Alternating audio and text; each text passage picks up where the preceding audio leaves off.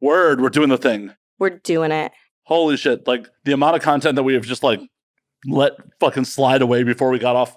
There's plenty more. I promise. Okay, good. You're going to kick me out. Doubtful. You're going to be like, please stop talking. Oh, I mean, eventually I will, because eventually I don't want to record anymore. I won't necessarily kick you out. I'll just stay here and keep talking into the mic. You're like getting ready for bed, brushing your teeth. I'm like, no, I still have more. I still have more. I swear. Are you tucking me in tonight? Like, is that the plan? I mean, I could. I'm a pretty nurturing person, but it wasn't the plan originally. Well, I'm is flexible. It the plan now? Would you like it to be? Consent? I mean, I haven't really considered it. I will let you know by the end of the podcast. I can sing you a little lullaby as a compromise and then dip. Well, now I have to hear the singing voice because, that might be a deal breaker on the, being tucked in. See, the sad thing is I actually can sing. Prove it. But I'm getting over a sinus infection. Mm-hmm. You can probably hear it a little. Sure. I believe you. Welcome to And Now We Drink Idle. I'm sure it'll come out. If I get to drink number 2, 3, 4, depending on how fast I take them, I might be tipsy enough to sing you a ditty. I'll slot it in here. All right. Me doing it off guard works better because then I'm doing it before my brain realizes it. What, are you shy? Oh, yeah. I actually forgot what my own voice sounded like because I didn't speak for 1 or 2 years. I don't know. That time is blurry growing up. Really? Yeah. At what age? Like middle school. I want to say like 10, 11, 12 range. Just gave up on talking? Well, I did not have the best childhood, and I moved again around that time, and I was like starting to get viciously bullied and stuff, and like my family had a lot of issues, and they didn't pay attention to me, like not to get all sad violin-y. But nobody talked to me, and I didn't want to talk, and I didn't want to engage in like class, and I didn't go anywhere else. I was just in my room. The only thing I would do is I would sing in the shower, but my sister, because she was an asshole growing up, those Pisces. Anyways, if she heard me singing in the shower when she passed my door, she'd like bang on it and be like, shut up, even though she can't hear it from her room. So then I stopped singing in the shower and I wasn't talking and I was like, oh shit, like what?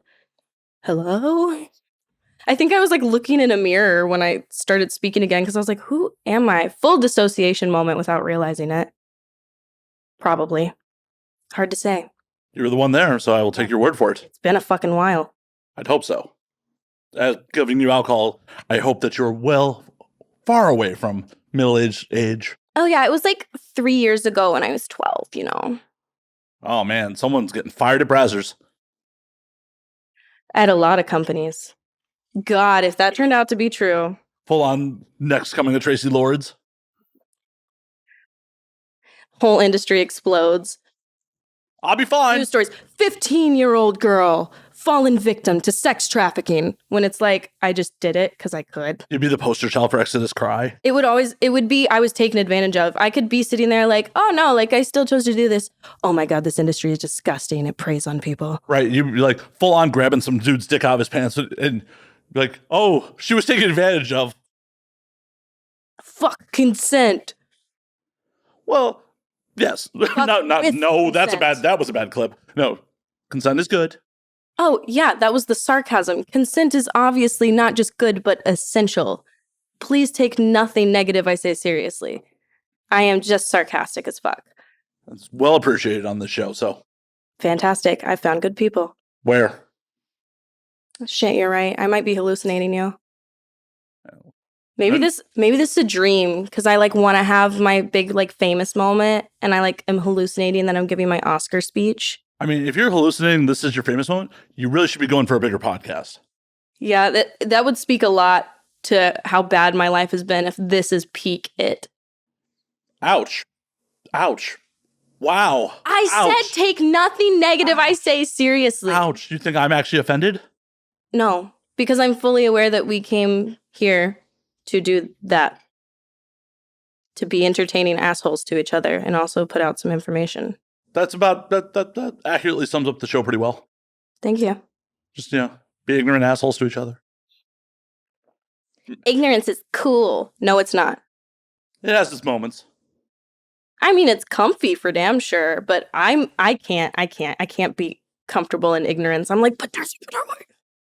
in the modern parlance, it's technically trolling when you're intentionally ignorant. I've been trolling my neighbor this month. It's been really great. How? We're kind of in a war. And the latest installation of that is I got my new TV stand in because I'm kind of renovating. And I decided to start building it at night. And it's 2 a.m. and I'm, using my power drill. And I remember, I just watched Dahmer and I was like, oh my God, like the sound of a power drill at 2 a.m. must be so alarming. And I was like, wait, what would make it more alarming? Like, what would make him be sitting in his bed staring at the ceiling, wondering what the fuck I'm doing? The screams Play of the song. Well, that or the screams of a gay man. Do you know the song? From Dahmer? I haven't watched it yet. Can I play a little bit of it, or is that copyright? Copyright. Okay. You want Netflix to come after me? I live near Netflix. They'll come kick in my Netflix's song. Fuck on Netflix. Their platform. But also hire me, Netflix. Like they're down the street. They'll kick in my fucking door. Do you want that for me? No, I can't say that. You haven't left a very negative impression on me thus far. Although we're only like 5 minutes in. Yeah, I was like, we're less than an hour into our in-person interactions, so we'll see. Yeah, by the end of this, you'll be like, I can't believe I offered to tuck that man in. What was I thinking? Who says I was serious? If it's on camera, it has to be serious. Oh, that's the qualifying factor. Yes, everything that ever happens on camera is serious. It's serious business. Isn't it? Maybe? Yeah, actually, nice. Yeah, let's drink. I don't like my brain sometimes. I wish I could have projected it on the wall behind me so you could see it because I don't have words. Well, that's problematic for a podcast. Not having words, after all. Oh, I have plenty of words. I mean, I'm hoping you're not going to regress back to middle school on air with us. I feel like I've been talking quite a bit. But I'm sure you were talking quite a bit till you stopped. No. It was gradually. I was a really, really quiet child, and I just kind of gradually got there, and then there something happened where I got to a point where I just hit a wall, and I was like, you know what, full withdrawal mode. I'm just gonna figure it out. And I did. I'm glad. It'd be a really boring podcast if you were just sitting here drinking, staring at me for 2 hours. Just never better. I don't know where I am. Be hitting up your publicist what the fuck was that? Ooh, you think I have a publicist? I love that. Do I? Maybe. I have had a lot of people recently becoming business partners, and I think I'm missing my come up story. You know how people get a manager and an assistant and a scheduler and shit. I think I've been getting those people, and I just keep thinking that they're friends. Wait a minute. I think I have a whole. And you didn't tell her? My imaginary friend? Yeah. Oh, they're my everything. They're my chauffeur.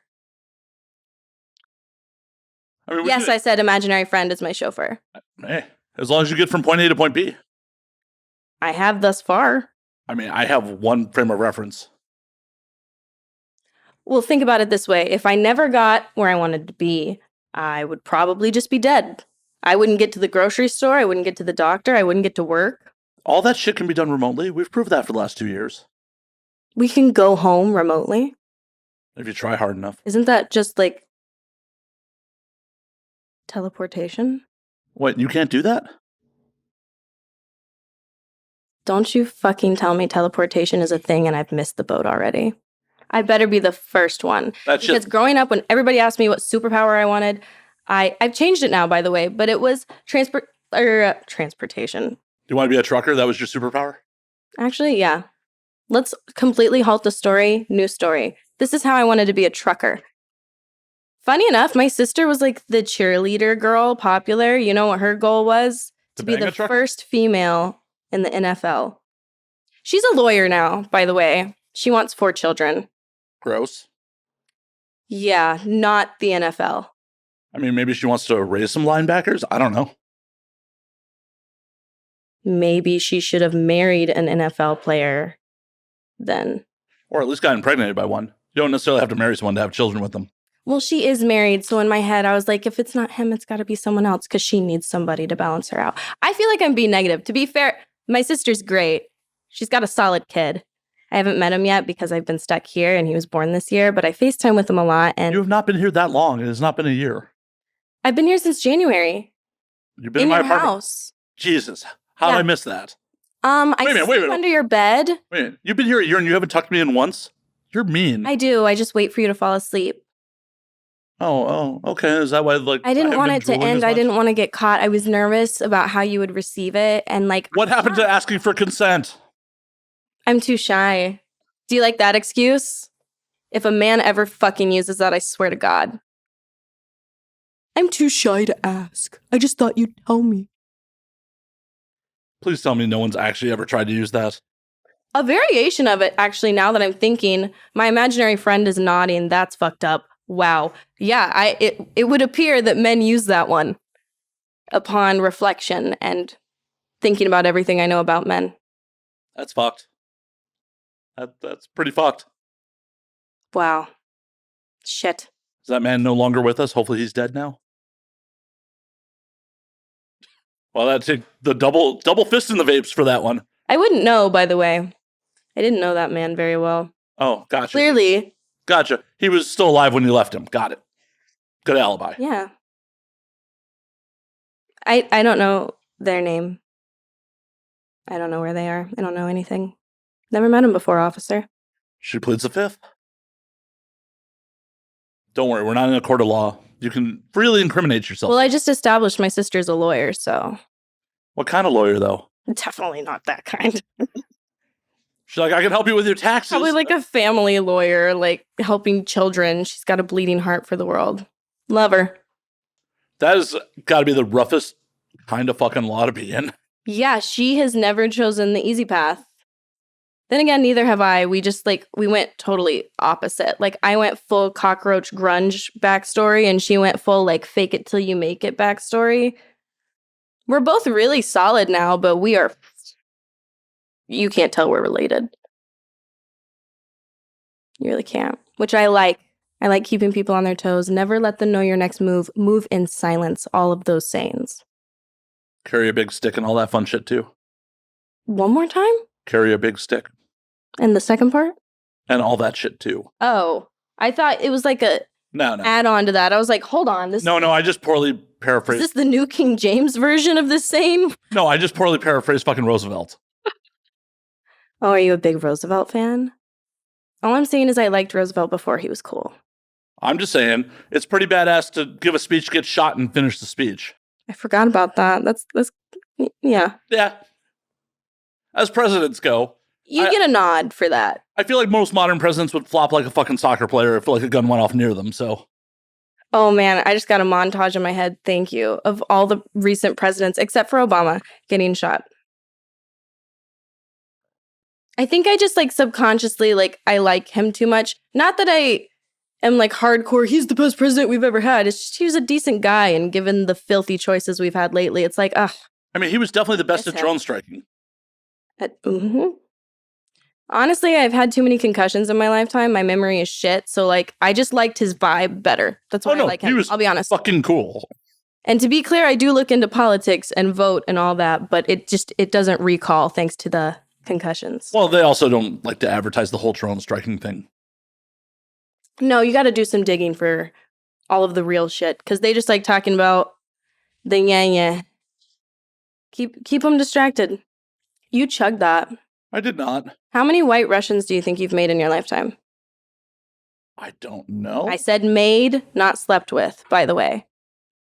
But I would like to know the answer to both. I could accurately probably say how many white Russians I've slept with more than I could say how many times I've made the cocktail. Drop the number now. I think three white Russians of girls of Russian descent. I mean, no. At least one or two of them were, first generation American. Now, can you turn that into a percentage? What percentage of women that you sleep with are Russian? I can't do that math. Shame. I thought you were running a really solid business here. It's not for business. This is pleasure. That's hobbying. Not being a hobbyist, for those in the know. That's a different thing. If you know, you know. I just feel like I witnessed a conspiracy theory crack. Your visage just I'm a for a minute. Horrible hobbyist. I don't have that done research on you. I don't have that kind of fucking money. I can see that. I'm joking. It's okay. I'm completely joking. It's nicer than my current setup. No, most people come over here and they're like, wow, you live in a nicer place than I thought you did. No, it is very nice. It's very modern. It's very clean. Ish. I like the art on your walls. Thank you. Yeah. I picked it. So. Oh, did you? Yes. Wow, yourself? Mm-hmm. It's impressive. I have my moments. How do you manage with all that pressure? Alcohol. I can tell. What? Because my White Russian's gone already? That part, and what's the name of this? What do you do on it? And this is your hobby. This is not my hobby. This is my business. I said that, and then you said it was your hobby. Oh, no. The sleeping with women is the hobby. Well, either I'm stupid or that was not clear enough. And Sorry. Either are possible tonight. Sorry. I will make it much more clear. You need to work on your communication skills if you're going to have people over for a podcast. I concur. I'm done being mean, even if it's funny. I can't do it anymore. Now the show's over. I can't Well, shit, if it's like that, just tell me what to do and I'll do it. I'm very obedient. Well, that's no fun. What is and isn't fun to you? I'm starting to get confused. Do you want me to listen to you? Do you want me to be an asshole? Yes. Literally, pick. No. I will tailor my stuff to you. I'm joking. Good. That's what we're actually here for. The jokes. Or the drums. I know I'm a really talented impressionist. I'm still waiting to hear the singing. Well, now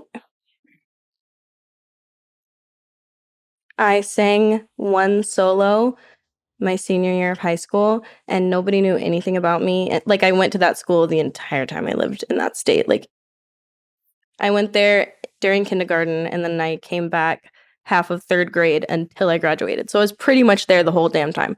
Nobody knew shit about me at all. I sang one solo senior year, and most likely to comes around, most likely to win The Voice. I'm confident that one person just saw that and was like, I guess, the yearbook has to know something. I went to a very Christian school. I'm sorry. And I thank you. People don't say that enough. Anyways, I had fun trolling them, though. I was a complete asshole by the end of it. Because I raised myself. I had already moved out. What? Am I going to go home and get an earful from my mom? No, I'm going to go eat a taco in my car. Maybe get beaten with a ruler? I don't know. Sadly accurate. Not a ruler, though. Then what?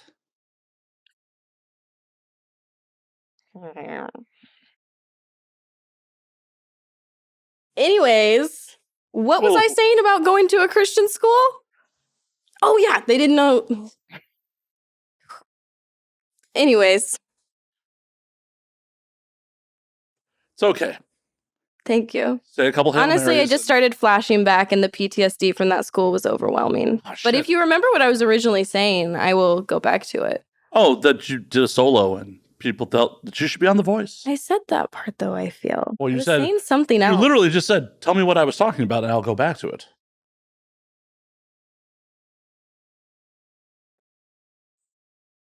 Listen. Yes. Oh, you're obedient, too. No. This episode. I don't know. I think I was talking about trolling people in high school. You did. You did mention that in passing. Sort of way. And that you couldn't be reported to your mother because she was MIA. Although she was a teacher at that school, and she wasn't just any teacher, she was my teacher for a class. And did I ever show up on time? No. But did I show up with a large Diet Coke with extra ice because I knew that would fix her mood? And the one time it didn't, I, in front of 30 people, like a complete asshole, said, what are you going to do? Send your own daughter to detention? Isn't that a little embarrassing? Isn't it a bit of a conflict of interest for her to be teaching you in the first place? She's the music teacher. It's not like she could give me math grade bumps. I was better at math. It still seems like a conflict of interest. Does it? Yeah. Well, it seemed like a conflict of interest to have the football coach be the physics teacher. It seemed like a conflict of interest to have someone who didn't speak English be the college algebra teacher. Whoa. They're teaching actual science at a very Christian school? No, their version of it. Oh, okay. Also, physics. No. Physics is pretty neutral. You can't really argue with gravity, but Oh, are you kidding? If you get into the makeup of a cell, then we're going to start talking about lifespans. Then they're going to come up with abortion, and I cannot get into that. Whoa, gravity only exists because God wills it. You're so right. We're killing your imaginary friend over here. I told you, they're there. I'm glad someone can finally hear them other than me. Are you crazy like me? I don't think like you. Maybe in a different way. Did you say you don't think like me, or that you don't I'm not think crazy you like me? No, I'm saying I'm not crazy like you. I may be crazy in a different way. I'm allowing myself to look incredibly crazy because this is a fun time for me. Good. But I promise, like, the screws are tightened in there. I graduated therapy twice. Did it give you a piece of paper with that? Kind of. One time. Was it a restraining order? The other time she was literally like, hey, like, I feel like you don't really need to be talking to me this much. Like, it would still be nice to check in, but, and I was like, oh my God, like, I overstayed my welcome with my therapist. Did she ever check in? That's so sad. Did she ever check in, though? The funny thing is, her sister was my psychiatrist. So she just kept pumping me full of the meds I needed. And the other one was like, I know too much. It's really interesting because they did not like each other or get along, and they lived in different cities. So I was like, I'm going to talk about my feelings with the nice sister, and then the smart sister is going to give me my pills. How did you end up at the family practice with estranged sisters? How did that even happen? My whole life is that way. I constantly ask myself, how did that just happen? Why did that just happen? What the fuck is going on? But yeah, when I was getting out of the hospital one time, I was just picking a new one, and I was like, yep, that one's close to my house, easy. Started seeing her, followed her to 2 more practices, eventually got fed up with my current care team and was like, I need somebody else to give me my Xanax and thus and such. And she was like, oh, well, I actually have a sister who's one of those. She'll do telehealth with you because COVID. And I was like, sweet, thank you, COVID. I don't have to drive 3 hours to see a good psychiatrist. One of the good things out of the pandemic, right? We're past all those stages, though. We're thriving now. Oh, so you actually have to drive the 3 hours now? No, I actually don't have to talk to that psychiatrist at all anymore. But pills. Don't need them. Side hustle? As a doctor? Yes. Selling pills? As a street doctor. Oh, yeah? I've been led to believe people sometimes do that in this world. They call me the street doctor. I got them good pills. Dr. Day. Make sure you boof them for me. Is that how you prescribe them? I feel like someone called the street doctor, that would absolutely be how they prescribe. Like, I would get a fake pad that says stay rad or something and just sign it with like a straight line. Just like, get fucked up. All right, I got to make sure that you're boofing this correctly. Do it in front of me. Squat and cough. I need to make sure it's secure. Well, it's like when you get contact lenses. They don't let you leave until you get it in your eyes the first time. It is true. I did that kind of recently, and they like took me in there and like sat me down on a bench, and they were like, now figure it out. And you're staying here till you get them in and out of both. Like, they left me alone in the room like I was being interrogated, and I had nails that are this long, by the way. So I was like, I don't want to scratch my eye. Like, I have no idea how fragile this is. I've never touched my own eyeball. Like, Did you eventually succeed? I did. The first eye, actually, I got the hang of it. It came out in like one little thing, but the other one got kind of like stuck or something, and I had a broken nail. It was really sad. That's when they left me alone, because they were like, figure it out, bitch. Like, we have other clients. I need to go take a smoky break. Like, good luck. That's what I would have been saying in my head. But at least I'm not a dunce in public, even though I am in settings like this, because I fucking can be. Like, you know, at the doctor, I pay attention. I take my notes and I remember my things. Wow. But I don't have a degree. I'm not worth being paid attention to. I got it. I don't have a degree. Well, I hope you're paying attention to yourself. I went to some college, but I left because I was like, I don't want debt. So now I don't have debt, and I regret nothing. But if you just committed a couple crimes, you wouldn't have debt either. Oh, I've committed. Oh, really? We passed the statute of limitations on enough that we could talk about them? Some of them. Ooh, no, actually not that one. Okay, one of them. Well, care to share the one? Sure. So I lived in poverty. I've been homeless and I've lived in my car and I've always supported myself and like toxic boyfriends or a lot of animals or weird family members. Like, aren't toxic boyfriends and animals pretty much the same thing? No, my animals are so much better. I kept them. Well, I'm glad you got rid of the toxic boyfriends. You know what's crazy? My animals with no thumbs have taken me on more dates and given me more gifts than any of my boyfriends. I had an Uber driver tell me, you don't settle for that. You find the man that'll take you to the opera. And I was like, well, random throwout, but lucky for you, I do fucks with opera. Like, that's a good one. Thank you, Frederick. 5 stars. Did Frederick offer to take you to the opera?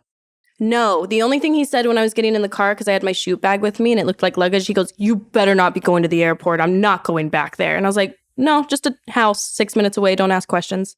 I mean, Frederick's an Uber driver in LA. I'm sure he knows what's up. It was Vegas, actually. Oh, then so he definitely knows what's up. Yeah. But all I'm saying is you can't really complain about the Vegas airport at 11 a.m. until you've been at LAX at 5 p.m. and really ever. It's very true. Because I took over 40 flights last year. Thank you. I got over my fear of flying on like the 8th one, you know? First 8 were rough. And then I started coaching other people on how to get through their flight anxiety. I think I just give off the vibe of like, sit next to me if you're quiet and freaking out. Because that's the only people that sit next to me. Like an unaccompanied minor sat next to me and she was like, whoa. And I was like, oh, it's just turbulence. Like, you know how roads have bumps in them? Think of the clouds as the bumps in the road. Like we're flying through the sky and they're just bumps. And then I said that analogy to someone. I was like, I just pulled that out of my ass. And they're like, that's kind of scientifically correct. Like, that's the cause of turbulence. Like, all this shit up there and all the science terms they used, I wasn't. And I was like, oh, good. Like, good advice. And then there was this girl, and she was like, shit, we're high. Shit, we're high. Shit, we're high. And I was like, we're actually only at 10,000 feet. We will be going 30,000 more up. And I do not recommend you look out the window. But I will say, if we start falling, I'll let you hit your head on the side of the plane first to knock yourself out, because that's my plan. I don't want to feel the fall. I don't want to know what happens in a plane crash. That if I survive that, it would traumatize me. If I don't want to feel it. So I'm bashing my head if that shit starts crashing, and I will go quietly into the night. Just don't put on your oxygen mask. But like, if the plane, like say the wing gets struck by lightning and you're spiraling down, you can still breathe and feel that spiral and panic. G-forces. That's not a feeling I ever want to know. Even if there's like too big of a bump at one point, like if it's just normal turbulence and they're telling me it's fine. If it's too big, if it doesn't pass my check, sleepy time. Holy fuck, I'm never traveling with you. Why? It's amazing. I actually have my shit together. I'm on time to everything, early to everything. I'm just afraid like the place will be a little turbulent and the girl next to me is going to be bleeding from the head and I'm going to be like, I didn't do it. I haven't had to use it yet. Yeah, knowing my luck, it would be the first time. Although I did have I was on a flight for an hour and a half. And all of a sudden, I was like, hey, I'm kind of starting to feel sick. Like, I normally don't get sick on flights. Dude comes over the loudspeaker. As you may have noticed, we have been circling the skies for some time. To give you an update on that, we are unfortunately discovering that the landing mechanisms are not working. So what the pilot's been doing is trying to run the plane out of fuel to attempt a safe landing off the loudspeaker. I said, attempt? Beep, beep. Hello? Can someone come clarify what you mean by attempt? Like, are you just trying to like speak professionally and like obviously it's going to go fine, but you don't want to make any promises? Or are you saying like attempt? Because I thought this was a for sure deal that I was going to come up in the air and then get back on the ground in a certain amount of time. And now no. They're guaranteeing you will be on the ground in a certain amount of time. Well, here's what they're guaranteeing me. They're guaranteeing me more time because they had to run the fucking plane out of fuel. Yes, we actually did that. We circled over the same airport we took off from for 2.5 hours. Then we relanded, waited for another plane. That one was broken. Got off. Got on another plane. That one was broken. Did they at least offer beverage service while they're circling? No, because of the turbulence from circling. Well, we would like to apologize. If you would please join us for a later flight so we can make it up to you. Don't fly Spirit. We're so happy that you landed in LAX. Spirit. Have a fantastic vacation. If you're coming home, welcome home. Just don't fly Spirit. I fly Southwest. Don't fly Southwest. I'm an A-list flyer now. I'm kind of in it. Ooh, A-list flyer on Southwest. It just means I get to get on and pick my seat and zone the fuck out first. I'm not trying to flex. It's from traveling so much for work. Like, Right, it's not you should be on a- vacations. you I'm should be not on a real A-list airline. because I'm rich. I'm A-list because I work and Right. don't sleep. But you should be on a real airlines. What's a real airline to you? On national fucking airlines, so you could go on international flights for free with your miles. Why would I want to go on an international flight? Why would you not? Because I don't like flying, and I have. Do you not want to see the world? Oh, I do. I've been on international flights, and I would love to travel more. But see, the money don't check out Right. for vacations constantly right now. Well, that's the thing. That's the later plan. Right. If you were on Delta American United, you could rack up all those miles from all the flights you have to do for work, and then burn the miles for a free flight somewhere else. Oh, yeah, no, I get like the priority boarding shit. The only reason I fly Southwest. Southwest doesn't go international. The only reason I fly Southwest is because they give you and when I was coming out here for work, like flying back and forth, I have to pack as much as I can. So I was like, all right, this one's the best deal and it's the quickest terminal to get to. Fuck it. And then I became A-list on it because I just kept like booking through them. I have no issues. I know that they're not the best. I'm fully aware of what they are. Oh, I don't give a fuck though. Just get me there. Thank you. Bye. I'm not saying that they're horrible airlines. What I'm saying is the miles are much more valuable on another airlines. Probably. Definitely. But I'm not flying as much because I moved. And a lot of other people booked the flights for me because... Yeah, but be bougie and be like, no, you're flying me on a different airlines. I was right, though. The caffeine shakes have chilled out. Oh, by the way, if you see me shaking, it's just caffeine. And nerves. Yeah. Aren't I coming across so nervous? Totally. Ugh, I hate when I do that voice. It's ironic, but like it's starting to happen too much because they're around me, them. Well, that's what you get for living in the valley. People say I live in the hood of the valley. And first of all, no hood of the valley is a real hood. Second of all, what makes it a hood? The fact that my neighbors right here are poor, but the ones over there are fine, like me. And then what? We have the best freaking taco trucks? Amazing. Oh, we got good taco trucks here in Hollywood. Thank you. I believe that. Hollywood's pretty poppin', but you have all the homeless people, and I don't fucks with that. Why not? They're people. Oh, no, I don't mind being around them. I don't like living that close to them and having to like... So just not in your backyard. Well, okay.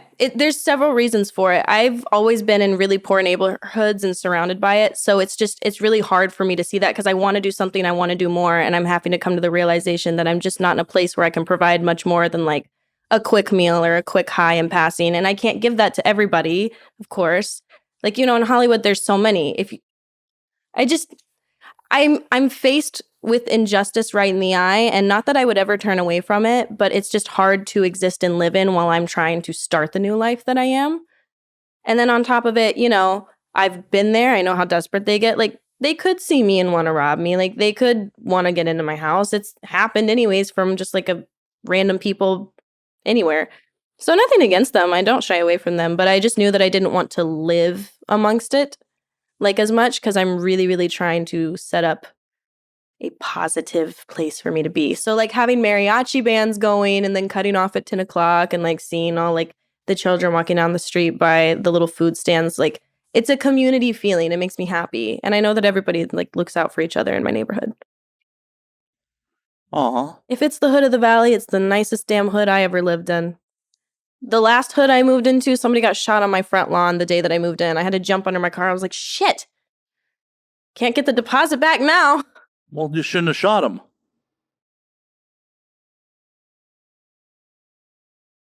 I don't hear a denial. I plead the fifth. Good call. No, I've actually never shot anybody. Successfully? Oh, I've shot plenty. I've just never tried to shoot a human. I haven't had to get that far with the humans I've had to put in their place. Oh, with all the scummy ex-boyfriends. Very scary. You'd think you'd shoot at least one of them. Well, see, my natural personality, my default is a doormat. I will let people walk all over me until the last minute. I'm just now like starting to say no and have boundaries and make decisions and calls that I feel good about, and regardless of what the people around me are thinking or saying. I'm open to feedback and criticism, obviously, but like I'm trying to figure out who I am and fall into my adult life and the way that I feel. And if something doesn't work out, I'll adjust, no problem. But I'm going to try it my way. So far, it's so good. This is LA. You're open to criticism? Wow. You're Always. way evolved compared to most of us.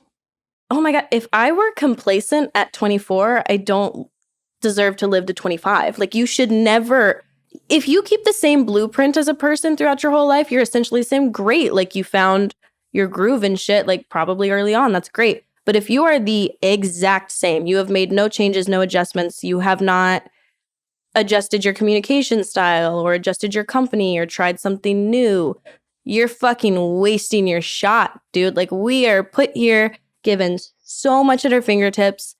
Grow, adjust, learn, change, adapt, like find the easiest way to do the things you want to do and be as happy as you are. Work smarter, not harder. And changing yourself doesn't mean that you're wrong. It just means that you got better information and you now know how to do it better. And that's cool as fuck. So don't be afraid to change. Never be complacent. Make yourself uncomfortable. Read up on something. Stay motivated. Be a good fucking person because we need more of them. Well, unfortunately, most of America disagrees with you. I know. Yeah. That's fine. But we need those people. Cockroach can't kill me. We need those fucking people. They shed light on just the vast spectrum people can be on as far as like empathy, common sense, communication and shit. And it's really nice to have the contrast, like the juxtaposition of like the shittiest person next to like your best friend. You're like, oh, I got so lucky. Like, thank God, like that's my best friend and that's who I choose to spend my time with. In those moments, you can take them as a self-boost. Give yourself some confidence, like if you've been feeling down, or you can use it to boost your friend if they've been feeling down. Like, oh my God, like seeing you next to them, I really appreciate you. Like just little pure moments can happen when you pay the fuck attention. Whoa. You want to pay attention to something besides the glowing box that like lives in our pockets? That's crazy.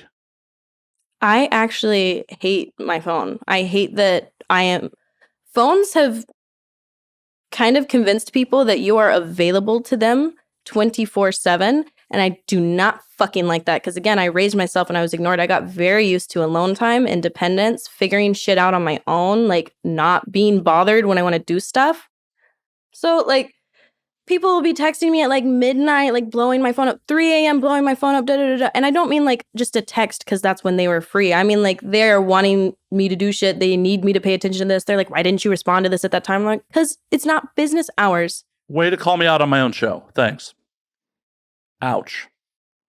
I mean, like, I'm sorry, but if I'm showering, I'm showering. If I'm hanging out with my dogs, how am I supposed to know you're showering? You're not, which is why it's fine to reach out. But I am never obligated to respond right then. And I never will. Even if I'm on my phone, I will intentionally like wait a minute to respond so that people don't become, unless it's like my best friend or an emergency or something. I don't want people to have the impression that you can just have me all the time because whoa, it was an emergency. I needed to be tucked in. Well, I'm just saying, like, my schedule is super inconsistent. Sometimes it's not even that I'm wanting the alone time. It's that I'm physically, like, on set. My phone's dead. My phone's on Do Not Disturb, something. I'm just not consistently on my phone. So I don't want to ever make people think that, and I don't like them thinking that. It's like, yo, like, the same way you have to ring a doorbell and wait for them to answer, you can call me, you can text me. I still have to choose to answer on my own. I could sit right behind the front door looking at you through the peephole like, no, I'm not going to answer that. And I have done that. Just like I'll look at my phone and be like, oh, I do not have the brain power for that right now. They deserve a full answer and I need to take a nap. I always want to give people the best boundaries. self possible. I know. Oh my God. It's amazing. In 2022? It's amazing what self-work and being a cockroach can get you. I love the self-deprecation of calling yourself a cockroach. I really don't. It's not self-deprecation, though. Think about it. They're fucking unkillable. I told you, I've tried. No. Many have tried. I've been dead. I'm still here. Cockroaches I'm stuck here. Unkillable. They just survive because they just outbreed. Yeah, and isn't that fucking funny? Because my life is all a joke. Like, I am a cockroach. This shit does not sound real. We haven't even gotten to the tip of the iceberg, and I don't even know if I want to. Like, it's too much, and it sounds negative, but I promise I'm fine. Good. I processed all that to be where I am now and talk about it as lightly as I do. Because there's more important things to worry about on a day-to-day basis, like living a better life. What constitutes a better life, though? I'll say for me, what's already happened is the flexibility with my schedule, like working in a field and a job that it's a necessity to take care of myself versus like keel over for the sake of the company. I mean, my house It's the cleanest, nicest house I've ever lived in, and it's all mine to make mine. Like, it's not a hood house. It's not one I share with a boyfriend. It's me and my dogs, and I'm making it mine. Like, there's a lot of just little tiny things and, like, huge moments of realizing that I'm worthy of, hyping my own self up. Like, I can still be humble and be confident. I can still say nice things about myself without bragging. I can still acknowledge good qualities versus bad without weighing my worth or attaching numbers to it. So I've had a huge upgrade. I am the happiest I've ever been by far. My life didn't feel like it started until this year. So I feel like a fucking newborn. Like I'm doing everything. I'm living everything. What? Don't make that face at me. What face? I said I feel like a newborn, and you instantly, like, I know where your brain went. Yeah, I decided not to make the joke. Have you still not made your second drink, or did you finish your second drink? I have not made a second drink. Do that. Well, I wasn't... Did I stutter? Better. I wasn't trying to interrupt you to go get ice. Oh, you need ice. Well, go for it. I'll talk to the people. Or I'll just drink. You could do both. I mean, I was also waiting for you, maybe, so we only make one ice trip. That's, I don't need ice. White Russian? Gross. I just don't like ice. It waters down everything. Like, the drink is cold. It's fine. It will be for a while, but the room temperature vodka and cream will not stay cold.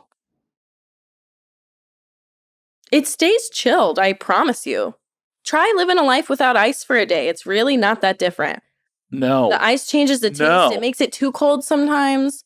Like when I went to Europe as a kid, I was so fucking happy because they don't put ice in their drinks and I didn't have to say no ice every time. Because why the fuck would you put ice in a Sprite? The fizziness is gonna fucking Capitalism. decompose because I like using gross words out of context. Capitalism is why you put ice. Capitalism? Oh, if you're selling a fountain drink, ice takes up more space. Capitalism. Guys, oh my god. Ice is a conspiracy theory. No, it's not theory, it's just fact. I'm really good at playing dumb and annoying. That's not good. Is it not? You tell me. Is it enjoyable to be around me right now? Yes. Like, am I funny or am I insufferable? Both?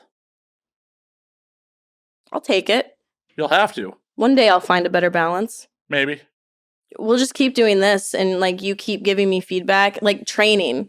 Like, I am not going to train you. Speak off. I'm not going to housebreak you. I'm not going to train you. Housebreak me. I don't know how to pee in the potty. Will you please help?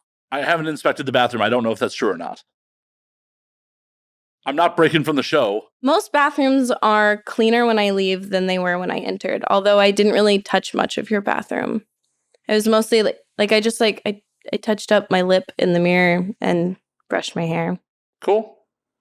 Because insecurities run deep, you know? You never know. Well, it's not like a vanity thing of like, I have to look perfect. It's just like, I was just in the car. Might as well fucking check while I have the time. What? You're here to promote yourself, and for better or for worse, you are your product. I thought I was here to drink. Both. And make a friend. Both. Is this business? It is. More business. I'm joking. I know. Thank you. Good. Yeah. I hope everybody knows that. I don't turn my brain off the business side of it. I'm constantly thinking about it. I just don't. Oh, I thought you were joking about the friend part. Oh, well, obviously that part. Right? You thought we could be friends? That's really cute. I'm going to cry myself to sleep now. Good luck tucking me in. Honestly, like, if you hit me up again, like, maybe next year, like, I might have the room in my life. You expect me to be alive next year? Awesome. Do you expect me to be alive next year? No, it's a race. I think you know, like, 0.5% of my life and personality, and I feel like I've been nonstop talking, so that's impressive. It's good. Is it? It's a podcast, yes. Talking is good. Got me there. As much as I'm sure my audience would like to just stare at you, having you, express your words is really what you're here for. I really like it when people listen to my words. I'm kind of a fan of them. Like, my mouth says them on purpose, you know? Mine says them on accident all the time, so. I mean, that happens too, but, like, my accents are funny because I'm just not, like, a negative or, like, a takedown type person. I'm the person where if a girl comes up to me and she's like, like, we have beef. Like, I've heard this about you. I'm like, oh, word?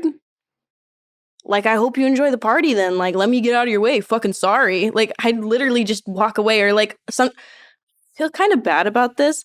This girl, I didn't know who she was. I think she mistook me for someone else, but she like went ham in me for a second. She was like, and I don't even know why the fuck you're here. Like, you're a bitch. So she was either drunk or she thought I was someone else, something. Or And both. I literally was just like, oh my God, you're so right. And like, I didn't mean to be that sarcastic in the moment, but I was just like, oh, like match bitchy energy, but don't be bitchy because I can't. And so, yeah, I think I like shorted her brain.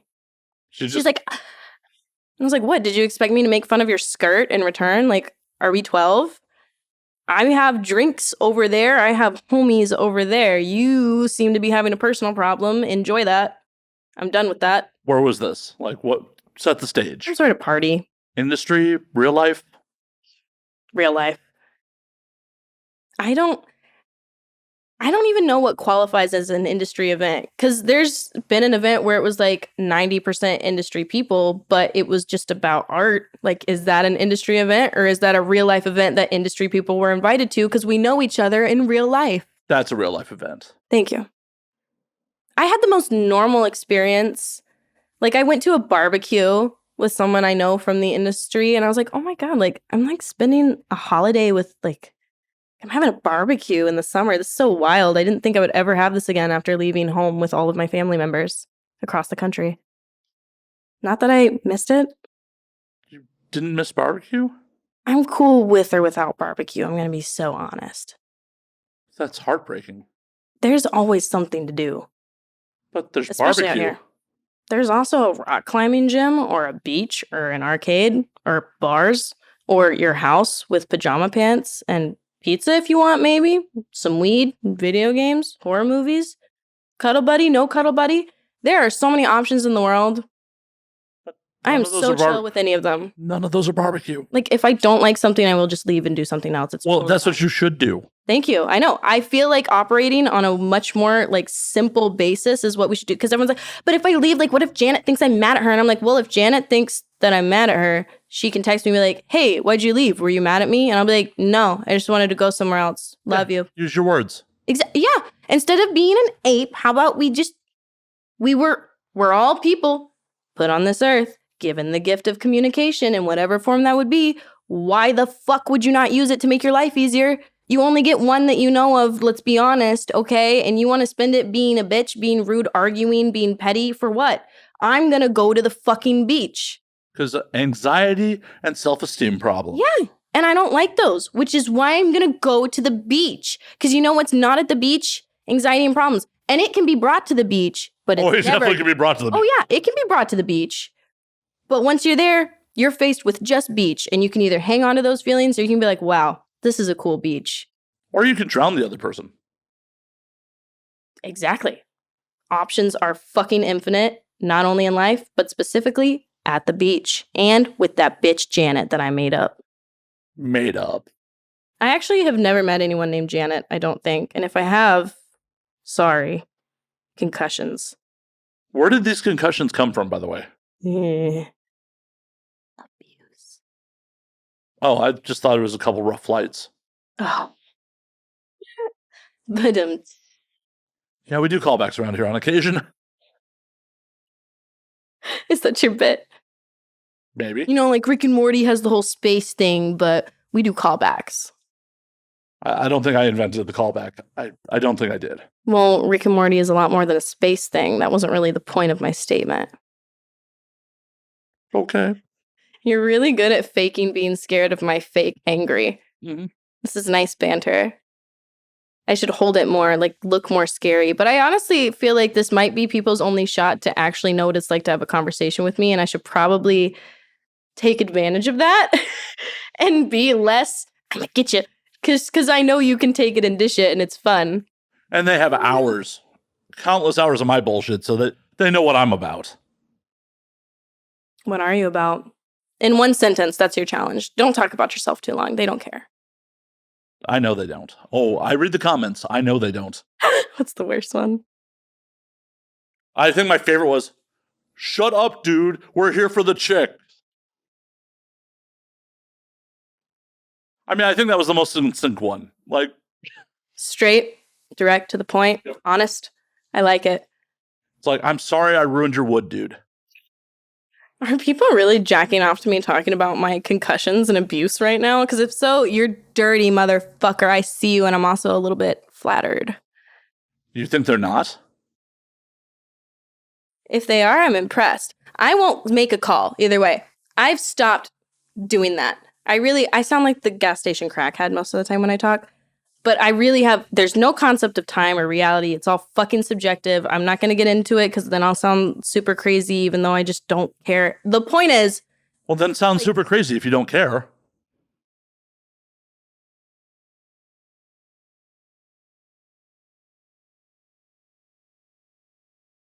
For the audio audience, the vape was very deeply hipped. Hit. I actually never understood ASMR. I don't get it either. Like, who cares? I think it's just, like this is what I think about the most. This is the best part for me. Okay. They get ready, right? Like they'll spend 2 hours putting on their doll eyes makeup, right? And then they set up their lights. And then they test the sound, the audio, they make sure it's all charged up.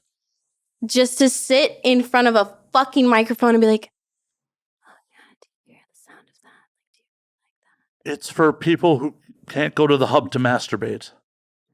Well, I'm not knocking anything. I'm just saying I think it's really funny all that goes into the fucking. And I still what? Does it just scratch your brain, right? Because there's a lot of music and weird sounds that do that for me, but just hearing something closer or slower doesn't do that. I know what nails scratching sounds like. I kind of don't like it. So doing it slower and louder doesn't make it better. It's not my bag. I couldn't tell you why people are into it. Again, not knocking it. If you get off to it or if you just find it enjoyable, I'm happy that something makes you smile and or come, but it's not for me. And I don't get it, and I would like somebody to explain it to me in great detail. Sorry, that will not be me. I'm glad it won't be you, actually. I was expecting a DM later that I could read on my own time. From me? Or my imaginary friend. They seem to know. Right? Cool. I'm sure your imaginary friend can use her words at some point. She doesn't have to write a novel for you. What if they like that? Maybe they're just a novelist? Yeah. Are you inventing new careers for your imaginary friend? Why can't I? They're imaginary. Hey. Like I said, I just finally stopped caring. And not in the way of I don't care what my impact is. I don't care the state of people or the planet I live on or the things that I own. I'm very careful and intent and empathetic. But also at the same time, I am so done getting caught up in hamster wheel shit. I worked retail. I did the hamster wheel. I've worked 3 full-time jobs across the country from each other at a time, taking care of different families and friends. I have juggled the most, and it's just not fucking fun. You know when I have fun? When I'm oh, that's a thing that happened. I'm going to go make another thing happen. Because there's infinite things to do here in my short amount of time that I would rather spend happy.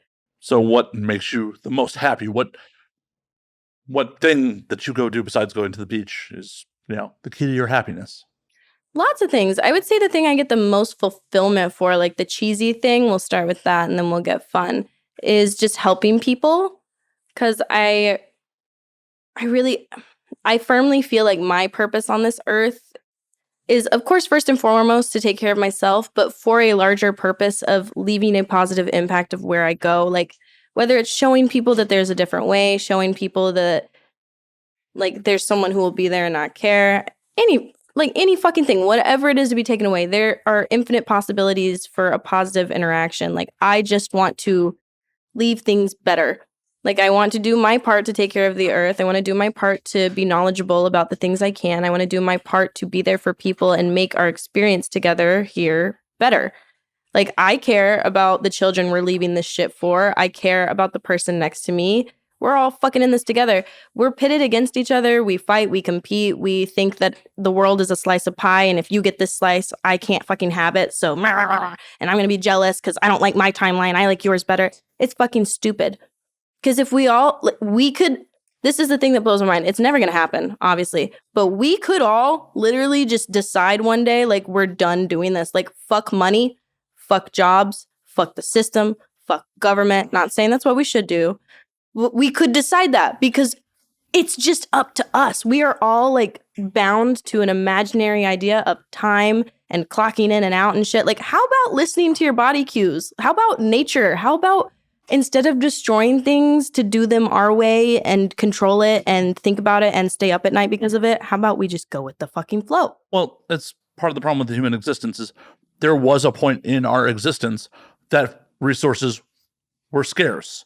So we did have to fight for resources. Oh, banding together, coming up with like the science, the technology, the jobs, the roles, there is all use in that. I'm just saying being caught up on the hamster wheel of it all is in like, well, did you respect your manager today? Who gives a fuck? Well, they're paid to manage me and I'm paid to handle it. And if I'm not doing a good job at that, then that's what it is, a job, and you can go. And I know that things aren't that easy in life. I don't want anyone to get that impression. I have had to fight and struggle and agonize over everything and be like, why the fuck isn't this falling into place, and learn my own lessons. I do not think it's fair for everyone. I do not think that it's set up in an equal way. I do not think that it's always easy, even though it can be. It's a huge spectrum of luck and situations and circumstances. Well, what I was getting at continue was because resources were finite and we did have to band together into tribes and fight for fucking shit back in the day. We as a species are very adaptable, but very stuck in our ways. So it's just a throwback from, well, this is how it always has been. This is why religion continues to exist, because it's all like control, you know. Well, it's all control, but it's also this is how we've always done it. So this is just evolution of fiefdoms, royalty, all that shit. So until human society realizes, like, hey, we're not stuck in medieval Europe anymore.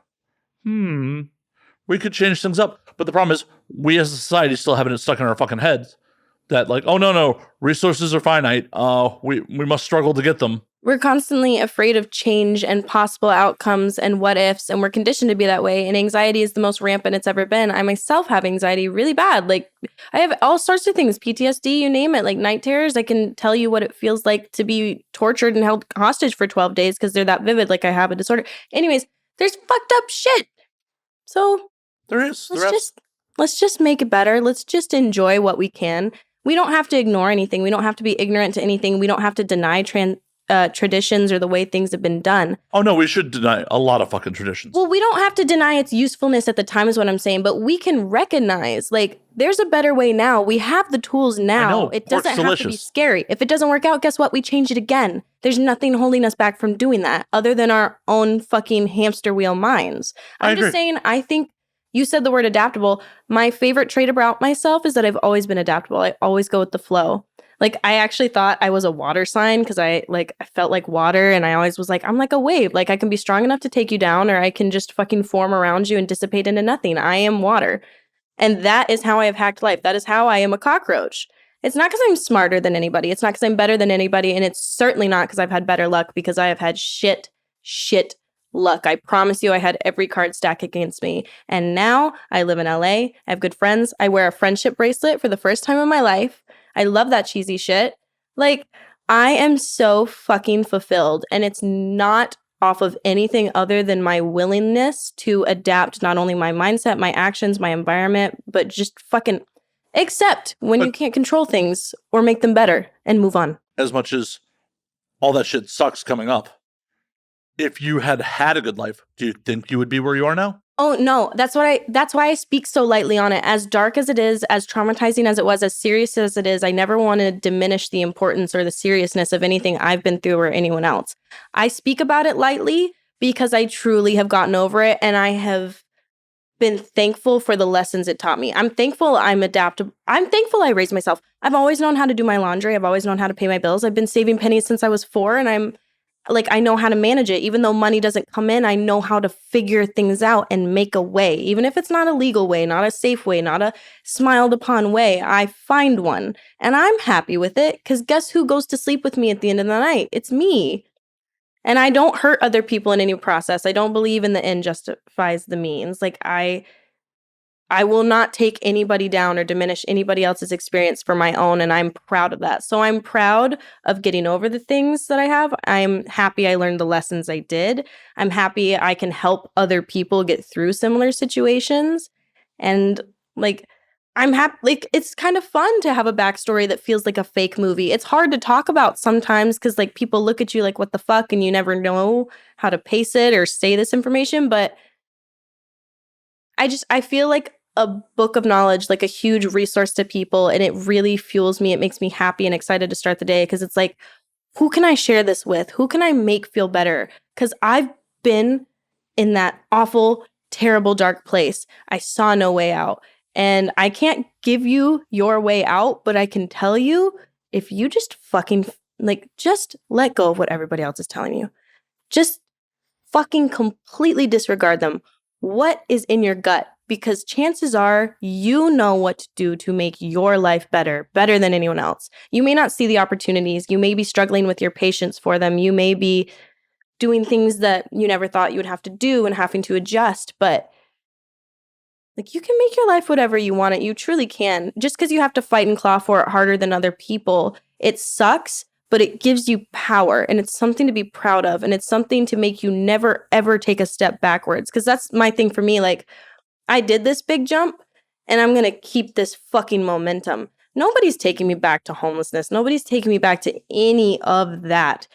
That's my mind. And I just want other people to tap into their own power and realize, like, you can do that. And again, not diminishing the toughness. It took me 24 years of suffering. I'm not joking. I'm not saying it lightly. Like, I did not have a good life until this year at all. There were happy moments. There were things to appreciate. And there are obviously things that I was more fortunate than others in. Like, I do have a little bit of white privilege. Like, when I was living in one of my neighborhoods, like, they left me alone. When I was living in another one, it didn't do anything for me. You know, and I'm a girl, so people like want to buy me drinks and stuff, but also I'm a girl. So when I try to get my car fixed, I get scared. There's just flip sides of every coin. Everybody has their own strengths and weaknesses. And I know that I'm not the least fortunate person in the world, but I also know if I can do it, anybody fucking can. And I will personally help you. And I don't mean help you in a way to make you feel like you owe me. I mean, help you in a way to be like, look, you're fucking awesome. Let me show you how good I feel. Not tell you how to do it, but just make you feel confident in your own self and tell you you have the power, you have the knowledge. You don't need any advice from me. You need encouragement from me. You need support from me. I'm not here to solve your problems. I'm here to cheer you on while you do it because you know the best way and you fucking can. You can say fuck the system. You can cheat around them. I stole all my groceries for years. To feed my dogs, I ran an illegal side business that I won't talk about. That was deeply profound. And I have a couple questions. First, please do. I'm ranting at this point. I'll pause. Okay. First, I want your technique for stealing groceries. Walk in, walk out. You can't it's the same tactic of, like, if you walk into a concert with a headset and a clipboard, they just assume, you walk in with your cart, you pack it up, you walk out with a full cart, confident. They're like, oh, she obviously checked out. She's not hiding anything. She's not got a weird lump under her shirt. She's got a whole cart of groceries. Nobody does that. I stole my TV. Walk in, pick it up, walk out. Because they can't put a TV in a shopping bag anyways. They're like, cool, she bought a TV. Because nobody would just walk out of the store with a TV. Obviously you would. Do what you gotta do. I would never ever steal from a private business or local artists or anything. They always get full price and tip. But dude, Walmart, you have it built in. You have a theft budget built in, and you still don't pay your employees enough for them to even worry about what the fuck I'm doing, quite honestly. So I don't feel bad. I'm not saying you should. Yeah, I don't feel bad. Did I strike you as someone who's going to guilt you over this shit? Yeah, you motherfuckers sitting on your pile of fucking money like a dragon, like billions of dollars. You're never going to use that all. What the fuck are you? And it's billions of dollars back out into circulation, so I don't have to steal from you. And if you want your money, give it back. And it's billions of dollars that they didn't even fucking earn. It's all inherited wealth at this point. Or sneaky ways. They're like, oh, the stocks. And I'm like, yeah, stock system was great back then because you could. No, I'm just talking about the Walton family, specifically Walmart. They all inherited that from family wealth. Yeah, most of the people that are rich, they're like, oh, I'm self-made. You can do it too. Saying the type of shit I am, except they came from rich chads and shit. And I'm just like, dude, fuck you. I literally lived on the train tracks. I'm not joking when I say it was ugly. I've seen death. I've seen bodies. I've seen abuse. I've witnessed it. I've felt it. I have been through shit that is just not worth bringing up most of the time. It's disgusting and it's hard to put into words. I have been in disgusting situations. For years, I lived in a house with rats and roaches, and there wasn't a single appliance in my house that was usable.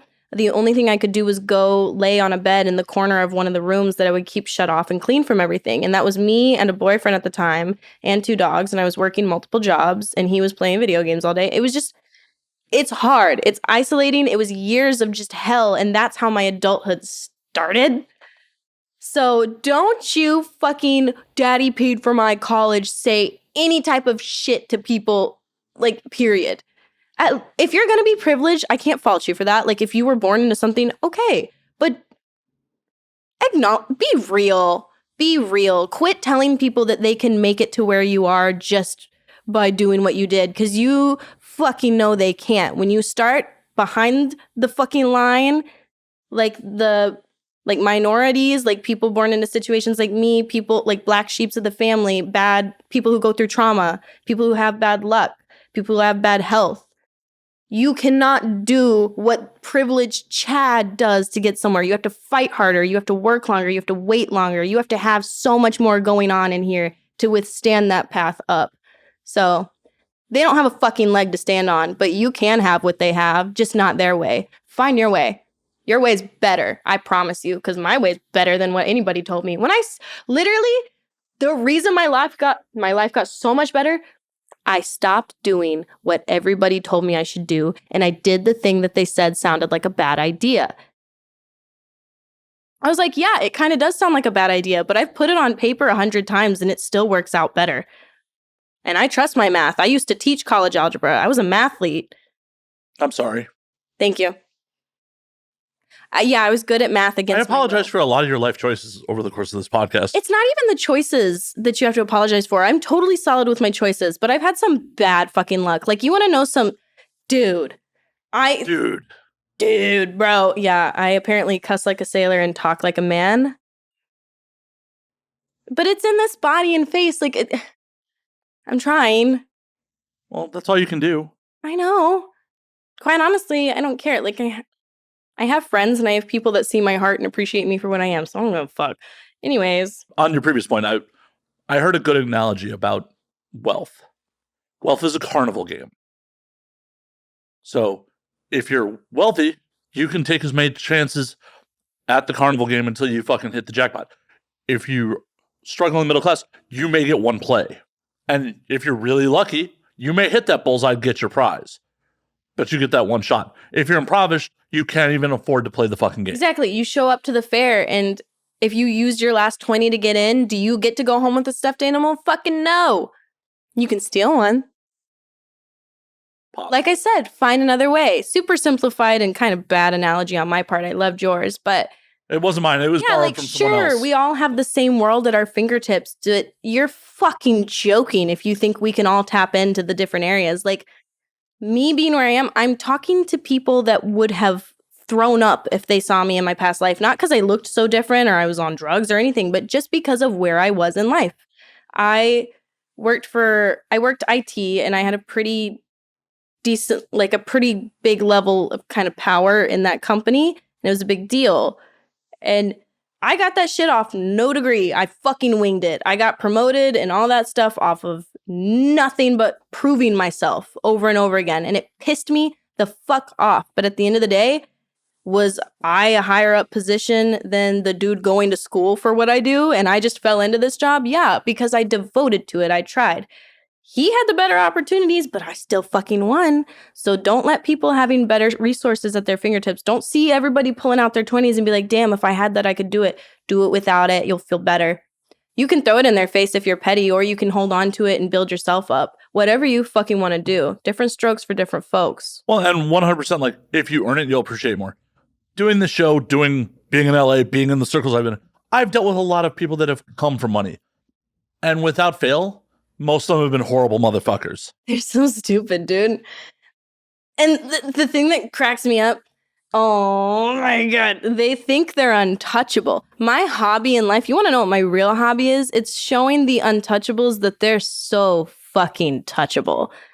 I play dumb for 10 minutes. You think I'm a privileged white girl just like you who comes in like daddy's money, credit card. I don't even have a fucking dad. My dad tried to kill me, let's be honest. But I look like I have daddy's credit card, and I can act like I have daddy's credit card. And then I'll get your credit card, and identity fraud. Stop trusting people.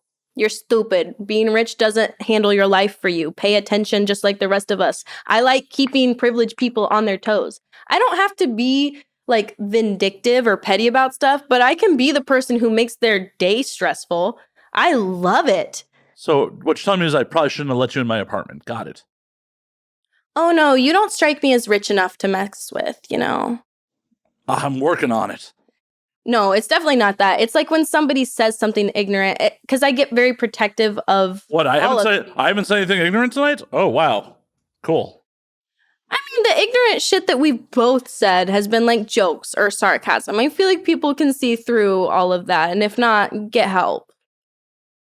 Life is fun. Don't get help from me. From you? Yeah. God, no. No, find someone licensed. How do you know I'm not licensed? Are you licensed? Well, no. But how did you know that before you asked? Because my whole life career has been observing other people so that I can best adapt. I am a cockroach. I'm undercover. I've always told people that my ideal, like, lifetime, like, the body I want to be dropped in next, I want to be a mercenary. I want to be an assassin. I want to. Why don't you just do it now? You're athletic. You know the funny fucking thing? People think I look athletic, and like I am really strong. But the sad part is none of that is from sports. I was a really talented gymnast growing up. I was on the Olympic training track. That's a sport. Yeah. I got pulled out of it when I was like 9 because my parents were like, we don't want to take you there anymore. Your sister's going to be the cheerleader and that's all we can handle. And I was like, okay, fucking thanks. Life dream dead. No problem. Anyways, so that's the only time I've been active. I have not been on any team. I have not consistently worked out. I hate to break it to you. I don't go to the gym. I hate to break it to you. I fuck for a living. That's right, my action now. That's fucking athletic. Yeah. That's why I'm getting abs now. Thank you for making my point for me. Yeah, no, that's my workout. But I'm telling you, I don't go to the gym. I don't like paying for memberships. I go for runs and I stay active and I move and like I have really big dogs. Just do the grocery store plan with the gym. Just walk in. I creatively work out. When I'm in the shower, every time I'm washing my hair, I'm doing like calf raises. Right. You're athletic. Like just stay moving. I'm saying you could go be a mercenary now. Stop selling yourself short. I spent years being said, oh, I'm not selling myself short. I would be the best fucking mercenary. So why aren't you doing it, you fucking slacker? Do you think I could tell you if I was? Yes. Why not? On this podcast? This is why. No one would take you seriously. You think I'd give away my position if I was? Yeah, because everyone would think it was a joke. Very well could be. Everyone would think it was a joke. You easily could. You'd be like, I murdered 12 people yesterday. Joke? Hey, anybody's welcome to think anything I say is a joke. All I'm saying is you'll find out. Think whatever you want. You'll find out what I meant by it. I promise. Fuck, someone paid for a hit on me. Fuck. Well, at least I poured my own drink, so you're not going to poison me to death. All I'm saying is, like, I do price match. Like, if I get there and the victim is like, hey, like, I actually also have $50K. I'll just take that and kill the other guy. So then I have double what I was going to have. And a friend. And this shitbag that wants to hire me to kill people is gone. Problem solved. Bad reputation. Creative Dexter. Bad reputation at that. Yeah, I'm kind of going for, like, Dexter type. But instead of being psychopathic and, like, obsessed with cutting people up, I just want to fuck with their day. Like, I want to make them stop and question themselves. I don't need to hurt people. I don't need to resort to, like, I have words. But I am going to absolutely occupy your brain. I mean, you can definitely make people feel bad with words. You definitely can. If you so choose. I do better than that. I make people feel bad with systems. Instead of stabbing my ex-stepfather, anonymous tip to the IRS, please, to your audit in progress. Oh, funsies. That'll fuck with every day of his for years. See what I mean? I'm creative. I don't have to hurt you. I'm just going to make you fucking go through all the steps and hoops. I mean, you definitely hurt him with that. I think my mom was like his 5th or 6th marriage, and he left us on Thanksgiving. So he can suck my big, fat, privileged cock. I'm not saying it's not justified. I'm saying you hurt him. Yeah. I'm not saying you did anything wrong. And not even if I did, my judgment doesn't matter. I was walking up the hill with a knife. I could have done that, but instead I turned around and called the IRS. They wouldn't still be investigating if there weren't some truth to it, is all I'm fucking saying. Like, was I even really lying? No. Maybe I'm just the fucking modern day Robin Hood. I'm like Gen Z Robin Hood. I'm going to creatively fuck with your day. I'm going to creatively make you question your life choices because I know you can be better. If I'm capable of being better, so are you. I don't know if you're the modern day Robin Hood. I mean, you just really... I'm not that good. Well, it's also... You also just called Prince John on somebody. Or the Sheriff of Nottingham. You just called the Sheriff of Nottingham on somebody. The Sheriff of Nottingham... Fuck 12. No sheriffs here. The Sheriff of Nottingham was a tax... I took a cop's baton one time. He was a tax collector. That was his job. So you really just called the sheriff on... Try and collect. I'm saying you called the Sheriff of Nottingham on your... I know what you're saying. Oh, I'm just fucking with your day. Wink, wink. I can't wink, otherwise I would. That's why I say wink, wink. Okay. But that's kind of a like socially acceptable thing. Other people do that, and I'm like, oh, I'm just gonna slide that in, and then I don't have to explain how I can't wink. But you just did. Yeah, well, I feel like anybody who stayed this long deserves to know, like, at least the tiny little things about me that I don't tell other people. Like, you don't have to know my life secret, but you can know that I can't wink. That's cute, right? I'm endearing, right? Because I'm literally laughing while I'm doing the bit. I know. I mean, I don't know. People have vastly misunderstood me most of my life, so I think my whole goal in life is just to be understood by the people I keep near and dear to me. Because if I'm understood, I truly feel like there's no problems. Again, not because I'm perfect, but because I will always let my love for a person, like if you're in my life, if you're really there, we've already gone through our growing pains. I've already figured out that you're worth it to me. So I'm going to think it's worth it to do the communication and to be goofy around you and let you be goofy around me and give you your off days, give you your attaboys on your good days. I love that raw shit. Because there's no reason that we have to be petty. Like, if someone's just ruining your life, like, cut them off. But if somebody just fucks up sometimes, but they always come back to you and they're like, yo, I'm just a person like you. You're like, yeah, I know. That's fine. There's an old saying in my group of friends. Everyone has a turn to be the asshole. Everybody. Like, especially in this industry, like, this past week is a great example. All 4 of my best friends, we all switched states that we were living in, like, for days. Like, we all had different jobs. We're living each other's lives in each other's cities. Like, and we were all so tired, exhausted, like sending each other videos of like, I'm at the fucking airport. My flight's been delayed 3.5 hours and I've already been awake for 16 fucking hours. Like, you know, just be raw with each other and recognize like, okay, well, after they go home, they're not going to be so grumpy. Like, they just need a nap and they want to be able to talk to their best friend even though they need a nap. Like me, even though I'm crying right now, I just want to see your face. I don't need you to fix anything. I don't need you to do anything for me. I just want to know that you're going to stick around because I don't want to feel this alone. Well, that sometimes is a problem as a dude. Like, it's so ingrained in us to try to fix shit. It's difficult at times to take a step back and be like, oh, you just want to vent. But in my brain, I'm like, if I care about you, I want to try to fucking fix this. Yeah, I've noticed like a lot of people talking about that, like it's a big like red flag in the personality. I'm like, no, think about it. Like this goes along with toxic masculinity culture.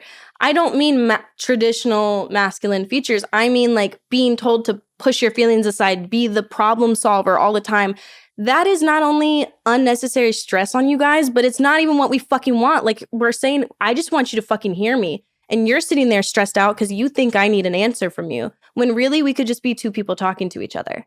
For sure. Like we all need to take the pressure off of each other and stop with like roles, characteristics, label, all of it. Like quit coming up with scientific names for things. You have a valid identity in this world exactly as you fucking are. I don't care who you are. You have a valid identity. You will find your crowd. You will find where you fit in. You will find what makes you happy.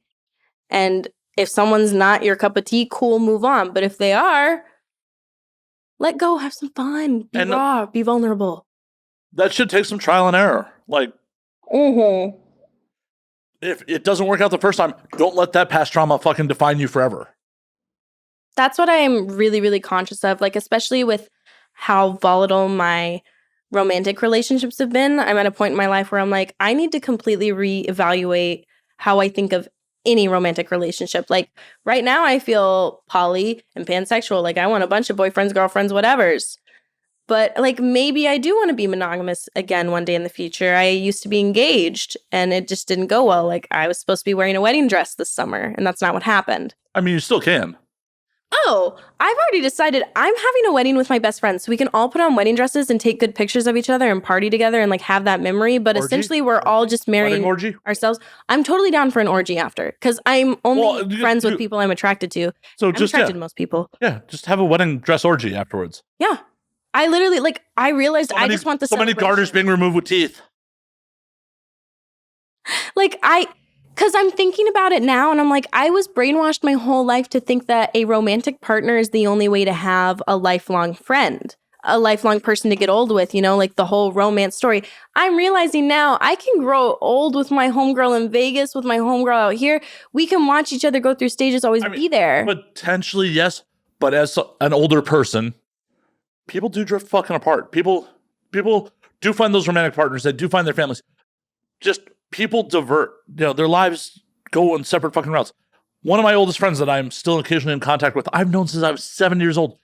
We have wildly different lives at this point. Like, we remain in contact. We're polite. You know, we have no ill will towards each other. But it's hard to relate to someone who has a wife and 4 fucking kids. Yeah, you don't do the same things. Your relationship isn't the same, so you're having to change that. But I'm sitting in a point and I'm like, and I'm not saying you should replace it with a romantic partner in any way, shape, or form. But I'm at a point in my life where it's just like, it's not necessarily the time, it's, you know, the connection that is what really fucking matters. And if you've honed what you want, you're just still waiting for it. You have no problem being patient. You have no problem waiting and feeling that out. People feel a sense of urgency because they're like, oh, if the only support net I'm going to get is by this life partner to watch me grow old and think I'm beautiful all the time, I have to put all this pressure on this person right away, get married right away, and it has to last forever. And it statistically does not. Right. You're putting pressure on people that are still figuring out who they are. And I'm not saying that young relationships don't work out, young marriages don't work out. I'm just saying, like, you're either able to grow with the person or you grow apart. And I'm just saying, at your age, your brain's not fully cooked. Yeah. Me, because of the experiences that I've had, I'm rethinking it all. Because I feel happier in situations where there's not that pressure. But I also recognize, like, I just came from relationships where I was playing mom, girlfriend, all of it, like, did everything, all the support, all the money. And I know that's what made me feel like shit. Maybe I would like a one-on-one equal partner someday. But for now, I don't need to be somebody's only. I just like being somebody's favorite. Well, I like being somebody's. Nobody should be anyone's only ever. You can't disqualify the past. Like, you know, you find your person and y'all are both monogamous, great, whatever. No, but you can't say this person has belonged to me his whole life. No, he had meaningful experiences with other people, good or bad, and they made him who he is. Well, but what I'm saying is, even if you're in a monogamous relationship, even if you're a long-term, they're not your fucking only. They better not be your. They better be like, hey, we complement each other. If you're looking for someone to complete you, you have fucked up. Yeah. In all areas of life, you need balance. You need the balance between your own head and, like, a good range of feedback. Like, think about scientific studies. Nobody judges, like, statistics and makes things fact based off of an experience that only has one person or that only has one type of thinking. That would be anecdotal evidence. Yeah. Like, go back to fucking 8th grade for a moment, whatever grade it was. Arkansas education sucks. So hopefully it was like 5th or 6th grade for the rest of you. Where they talk about, like, God, I could rant all day. Anyways, I'm just. Well, finish your thought. I even can't. I'm being flooded. I'm so ADD and I get so excited when I get to talk about these things because I feel like people can truly see, like, my heart. Like, I think I am a really beautiful person, and that's a new thing. And it's because I really paid a lot of attention about the care I put into people, the things I do, the way that I'm always willing to take the accountability, even if it's not on me, because I have faith that the other person will come to it. And if they don't, you shouldn't take ownership of things that aren't on you. No, I will never take ownership anymore of things that aren't on me. What I will do is I'll say, you know, like, I think this is a discussion that should be thought about more before it continues. Or, you know, like, I disagree with you, but we don't have to keep talking about this. I would just ask that you reflect on it or that we can change something if this comes up in the future. Like, the people I surround myself with, they're very good at communication, similar to me. Like, I specifically look for people that, even if they're not at their best, even if they're a fucking wreck, at the end of the day, they're not people you have to spell things out for. And if you do, it's something that they're willing to listen to. They've invited, like, they're asking you, like, it's all very collaborative. Well, and that's the important part. People that are willing to listen and change their opinion based on new facts presented. Anybody who thinks that they're always right is either just living in terror and trauma, or they're an actual narcissist. It's not the way to do things. Or they're a fanatic. We've been conditioned, and especially men, I'll play into the toxic masculinity a little bit more, that if you're wrong, you're failing. No. Being wrong is literally nothing more than a learning experience. It's showing you, hey, there is a better way, or hey, this one didn't work out, maybe adjust. It gives you fucking power when you're able to notice those things and change them. When people can see in you that you handled something better, that you overcame something, even on a, like, let's even talk from a superficial front. Do you not want that admiration, that pride people have in you when you do that shit? Like, come on, even if you're the most selfish person, selfish. A drink, folks. Just one. Oh, no, this is just me. I have word vomit because my brain works too fast. But you can be a selfish person, but you can also realize, like, you can make your own life easier by getting along with people. Like, you don't have to be the contrary one domino that doesn't fall. Oh, and believe me, that's the life I live. I am a very selfish person. But, path of least resistance in most cases. Hey, self-awareness is applaudable. See, the fact that you will say that, though, people can decide, oh, I can't handle a selfish person in my life, or, oh, I can, because, like, he's self-aware and is, like, I can be straight up with him. Like, me, that doesn't scare me away. If you're in a stage of your life where you need to be selfish, I completely understand. Just don't start hurting me. Don't make it toxic. If you are just trying to constantly put yourself first, I'm going to applaud you, and I'm going to adjust to that, and that's totally fine with me, because I want you in my life. I want you in my life, selfish or not. Well, and just because I want to put myself first doesn't mean I need to step on other people to accomplish what I want. Exactly. And there's another way. Well, it's also causes me to take responsible actions like, hey, I got a vasectomy, so I know I'm not going to have fucking children. Like, and you can be fucking proud of yourself because you're like, oh my God, I just made a great decision that makes my life a lot easier on a lot of days and nights. Like, I have a lot more freedom from that, and I did that. And that's not necessarily even the common thing to do. And some people might look at me funny. Yeah, but I know it was the smarter choice, and I did it, and I'm happier. Right, it is a smarter choice. And it's one of those things where, like, I acknowledge I'm selfish. I acknowledge that, like, I probably wouldn't be a good parent. So I don't want to bring someone into this world and prove myself right. There's a lot of things that I think about. Like, I would be an excellent parent. I've always been called the nurturing person, but I still recognize that right now, I am just not, like, my schedule is not available for a child. My financials aren't available for a child. And I want to live selfishly for a little while longer before, because if I had a child now, I would resent them. And no child deserves to grow up with that burden just because I jumped the gun. Go ahead. Just putting it out there. You know, the financials, you can sell the baby to offset the financials. Just run across. I mean, hell, if you don't want to sell the whole thing, they have organs. Yeah, I'm sorry. I just really don't want to pay its health insurance. Everything else was chill, but I don't want to pay its health insurance. So you got to go. I mean, you can sell its organs. You don't have to sell the whole thing. You know, a kidney is worth $70,000. Right. I'm thinking about selling my kidney right now. In this. Why sell yours when you could have a child and sell its? Because I'd have to be pregnant for 9 months when I could just get them to rip out my kidney now. On a selfish front. Fair. On a logical front, lots of reasons. Fair. I'm going with selfish fronts because I feel like that's the fastest way people will get it. And people should know by now that I'm not selfish. So when I speak from that, that's like the lowest form of, like, come on, put the pieces together. Oh, obviously, there are serious. bigger reasons. I'm dead serious. You should sell the kid's fucking kidney. Yeah, except, like, if you're a man, that's a good plan because you're not giving up your body for life. But as a woman, you're giving up your body for life. Your hormones change forever. Your body changes forever. That is, even if you work out all the time and put all that pressure and stress on yourself to look the same, it'll never be the same. Well, talk someone into surrogate and just put your egg in. Oh, yeah, I could totally donate my eggs. I think I'm infertile. I'd have to go and do the science on that. And, you know, we'll see. Anyways. Or get someone else to sign off their kid to you and then sell the kid. That's horrible. Is it? Yeah. I'm very protective of the vulnerable. Like, even though I don't fuck with babies, like, I don't like them in my vibe, I'm not gonna let you, like, submit a baby to a life of being fucking an organ donor or anything. I mean, they're helping people. They're giving. I'm getting over a sinus infection, by the way. No conspiracy theories here, please. Okay. I'm just saying.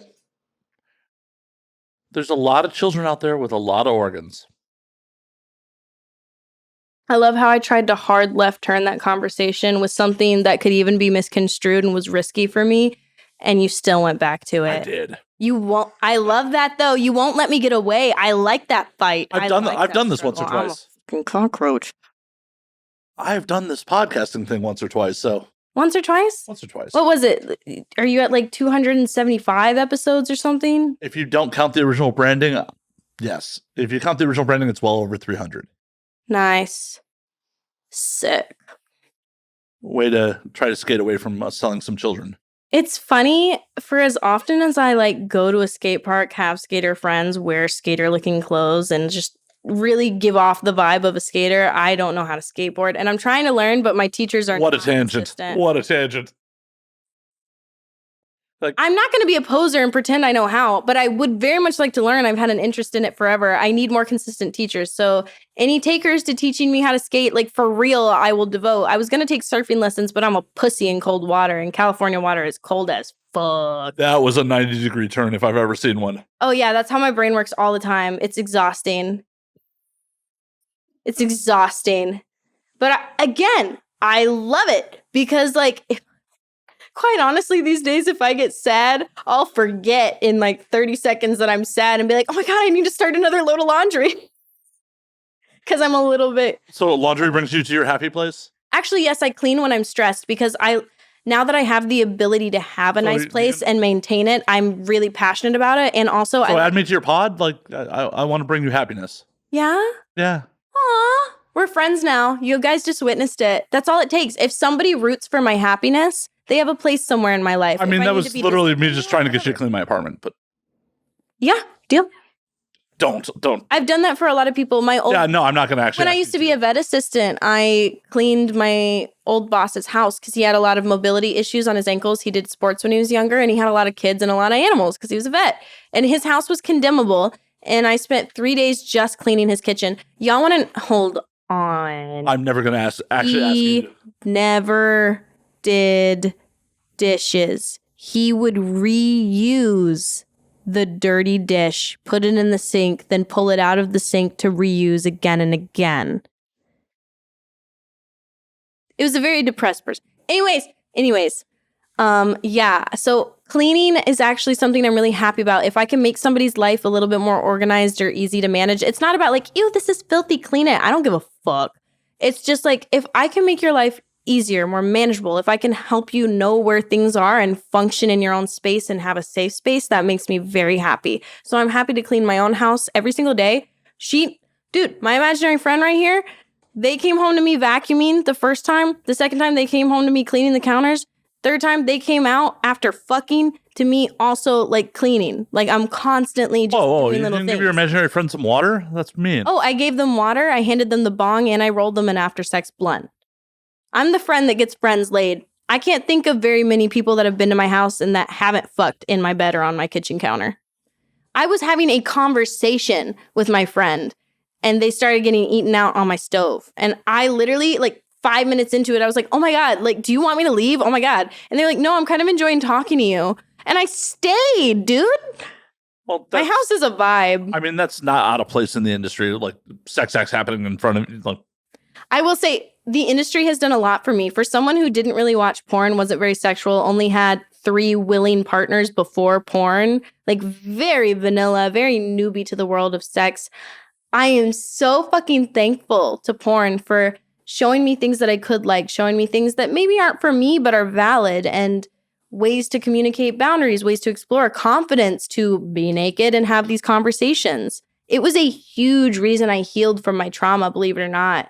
So I am vastly thankful to have fallen into this job because it's never something I saw myself doing. It's never something I had I don't think most people go on career day be like, porn. No, they do. Most of the girls you talk to in this industry, they're like, I stripped and then I sought out an agent and I got it. Well, yeah, but that's not career day. That's an adult choice. But me, I'm like, oh, an agent called me and then I just made up a name and a page and I went with it. And it was the best chance I've ever taken. Like, holy shit, look what it's done for my life. And this isn't even the peak of what it could be. And I'm already just happy. And I know it's because I'm not operating on the hamster wheel. Sex workers are a little bit privileged in the fact that they get to operate outside of society, but they are... It's a different hamster wheel. Yeah, it is. Oh, there's plenty of fucked up shit. Like I reference frequently, like it feels like high school. It feels like politics. 100% it is. The more I'm in here, the more the gossip is insane. Oh, it took me, like my first year in, I was like, oh, this is chill. I'm on like 2.5 years now. And I'm like, oh my God, like I've uncovered conspiracy theories about me that I didn't even know were happening. And I don't even leave my house. Like, how do you know my name? What the fuck is happening? I've gotten DMs about people like getting me tattooed on their leg. And I'm like, oh my God, like this is not a life I would ever have. And this is so exciting, entertaining, and like amazing. I can turn this into whatever I want. Porn has done a lot for me as far as comfortability, confidence, healing from traumas, exploring my own interests. I never looked down on it, but I just didn't pay much attention to it. And now that I pay attention to it, I can find all the beautiful parts. There are plenty of ugly parts, obviously. I mean, but there's plenty of ugly parts to everything. Yeah, exactly. You have to choose to be the one to flock to the positive and think about it. I'm not saying don't be a realist and act like everything's all okay, but just acknowledge what it is and choose to go with the better thing. The better thing for you, the thing that feels better in the moment. If it doesn't work out, change it later. It's okay. Life isn't as high stakes as people make it feel. The only thing that's high stakes is losing the life. It's not about how you live it.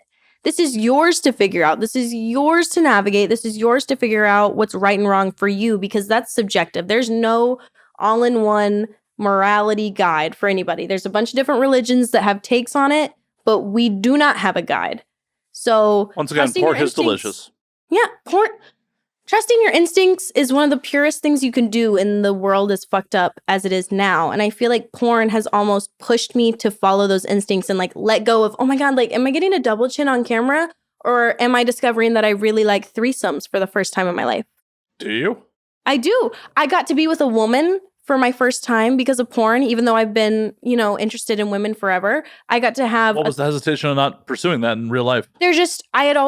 When I was in my years where I talked and I was an adult and able to date, I had fallen into terribly abusive relationships. I have been in abusive relationships for 7 years and just got out of them now.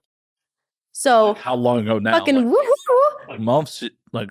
March of this year. Wow. So March to April, May, June, July, August, September, October.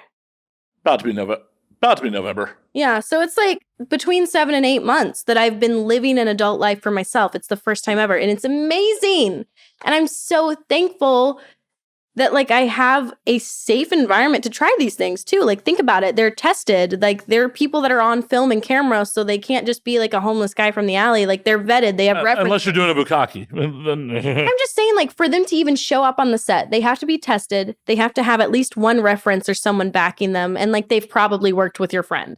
So and they're Googleable. Like it's not a stranger. It's somebody safe to be doing these things with. We have boundary talks. We have paperwork. We have legal shit. Which is wildly, like, fairly recent, by the way. The boundary talks and all that shit is fairly recent in the industry. I signed during the shutdown of COVID. I started shooting then. I came back with the first wave. Like my first scene was kind of one of the first scenes that came out after like the shutdown. So I got to experience a whole new industry. I have no fucking clue what it was like before COVID, but oh yeah, no. Even though there's lots of cracks, lots of opportunities for people to still be skeevy, lots of old fucks that are still in the business playing their politics game when they're about to fucking keel over or get pushed to the side by us, just so you know. Anyways. Yeah, but like 100%. There's good. Oh, there's opportunities for learning and empowerment. Things are definitely improving.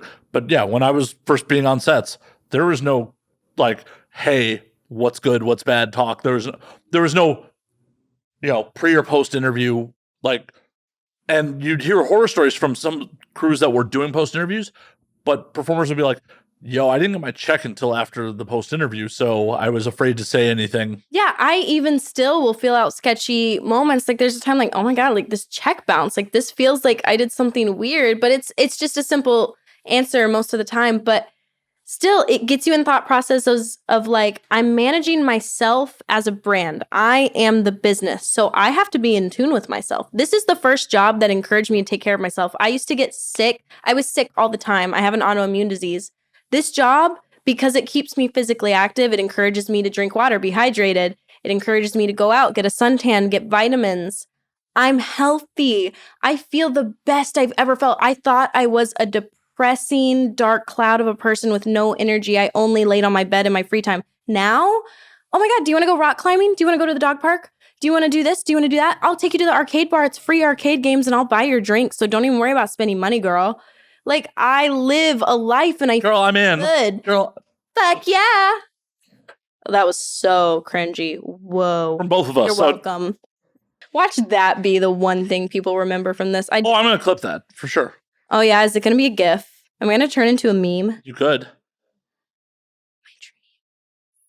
Laugh at me and give me your money. I don't care if I look like a joke. Anyways, I actually don't. I don't care anybody's viewpoint of me anymore. I mean, you shouldn't. I go to sleep like a baby every night the way I operate. So if you have a problem with it, like, we're just not a good fit. That's fine. Well, again, not saying I'm perfect. I'm still growing. I still learn. But I'm confident that at least at the end of the fucking day, like I've said 100 times in 100 different ways, because it's very important to me, I do not leave a negative impact with people. Well, at the end of the day, the opinions of the anonymous do not matter. You can't be everybody's cup of tea. You can't be good enough for everybody. If you're good enough for this person, that will automatically make you not good enough for this person. Well, and it's also... It's taste. It's subjective. If you wouldn't take someone's advice, why would you take their criticism? I recently saw that quote and that hit me so hard. I came across it and I cried a little bit because I was thinking, I had one of my toxic exes hitting me up all the time, like, why do you never listen to me? Why do you think you can do no wrong? And I was like, it's definitely not that. What is it? What is it? What is it? Oh, it's that I don't accept you telling me I did wrong when I fucking lived it and I know what you did, and I don't respect your opinion and I don't like the way that you treat people and you live your life, and I don't want to be like that. That's why I don't care. It's not because I think I'm hot shit and that I don't need to change. I always will need to change. That's people. For real. Like, be honest with yourself. You're never done. And if you are, like, what a boring, monotonous life you must fucking live to be that complacent. And I'm sorry, because there's better for you. So. But we need you people. Yeah. It was like that moment where I could even realize how much he was gaslighting me. I was like, oh my God, like, every time he couldn't be wrong and he called me a narcissist and he projected, I know why. Like, I know why I didn't care. And it's not because I'm a bad person. And it's not even because I was fed up at that point. It's because I don't want to be like him and I don't want his advice. I want to be like somebody who makes people feel good. I want to be like somebody who doesn't lose their temper. I want to be like somebody who cares what the fuck you're saying. And that's what I strive to be. You selfish asshole. You dismiss me. Like, you don't even hold down a job and you're 25. Like, all these other things. I don't care. And I don't feel bad about it. That's the thing that I realized this year. I don't have to feel bad about having opinions. If it doesn't match up with yours, I will never attack you for it. Let's just exist separately, because we clearly have very different backgrounds and viewpoints. Yeah, depending on your opinion, I may attack you for it. I mean, I obviously have hard like, if you think slavery should come back, fuck you and your chicken strips. Like, get the fuck out of here. Oh, we should definitely put white people in slavery. Oh my God. Yeah. Honestly. Consensual slavery, but. Here's what I would love. I would love taking every CEO of any major company and making them a slave, even if it's just for a day, a week, a month, anything, because I know they'd be fucking bawling. And not bawling because they're being mistreated, bawling because they're living life like the fucking rest of us and seeing what their impact is on people. And I love that. Like I said, my whole life goal is making you question yourself in the mirror. Because if you question yourself in the mirror and you come to the conclusion that you're fine, cool, you're good in yourself. And if we still don't match up, that's fine. If you question yourself in the mirror and you're like, oh my God, like, she's right, or oh my God, I could do better, you change. You hurt less people in the future. You make yourself happier. Something happens. Some ball gets rolling, and we're not just sitting there waiting for things to get better. And that means fucking something to me. Like, that means a lot. I want that. I want to make that happen. I don't want to torture you for the fun of it. I want to make you question yourself. Because if you're confident, cool. If you're not, what the fuck are you doing? Claim yourself. Claim your life. Live it how you want to live it. Leave the impacts you want to leave. You can. It's not easy. It's not fun most of the time, but you can. And it will, in the long run, make you feel better, more capable, more happy, like more at peace with yourself. Me, I'm not afraid of death. And it's not in the same way of me not being afraid of death when I was trying to commit suicide because I just wanted peace. I'm not afraid of death because I've already done the impossible. If I can do more, I want to keep doing it. Abso-fucking-lutely. I'm not done yet. But at this point in my life, if I died, if I keeled over, I know that I would have my 2 dogs in my hand, and I know I would have my friends to remember every good moment with me. I know I would have my mom to be like, that kid forgave me for the impossible. Like, she was great. Like, all these good things. I know I left good marks somewhere, even if I didn't get it right all along the way, even if I stole my TV from Walmart and they're still salty about it. Like, I did something. Though if you keeled over right now, thankfully you would die on a leather chair and it'd be easy to clean the stains up when you voided your bowels. But the white leather couch, gotta just Lysol wipe that real quick. And if there's crayons stuffed in the middle, don't question why there were crayons on a porn set. Just wipe them off your knee. Keep posing. True story.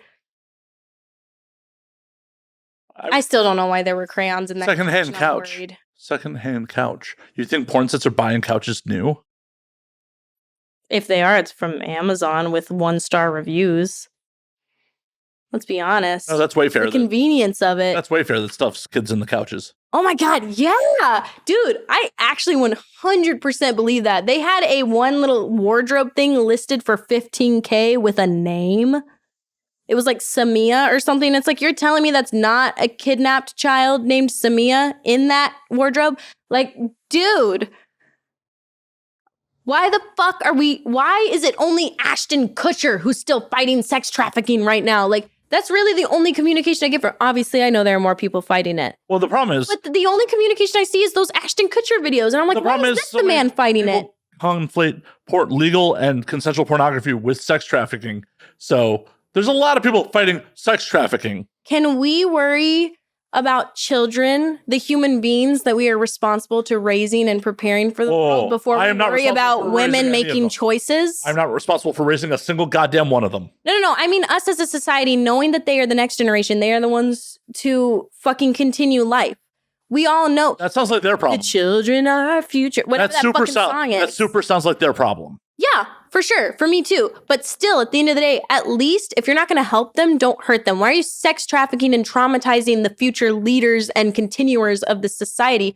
What the fuck is wrong with you? And why are you lumping people who make career choices that you don't agree with people that really genuinely need help and attention? Like, stop making jokes that I was sex trafficked, because it's not even the fact that you're lumping me into being a victim and that pisses me off. It's the fact that you're ignoring the for real fucking 10-year-old traumatized away from their family over there. You are putting money, fuel, energy, media, press into me?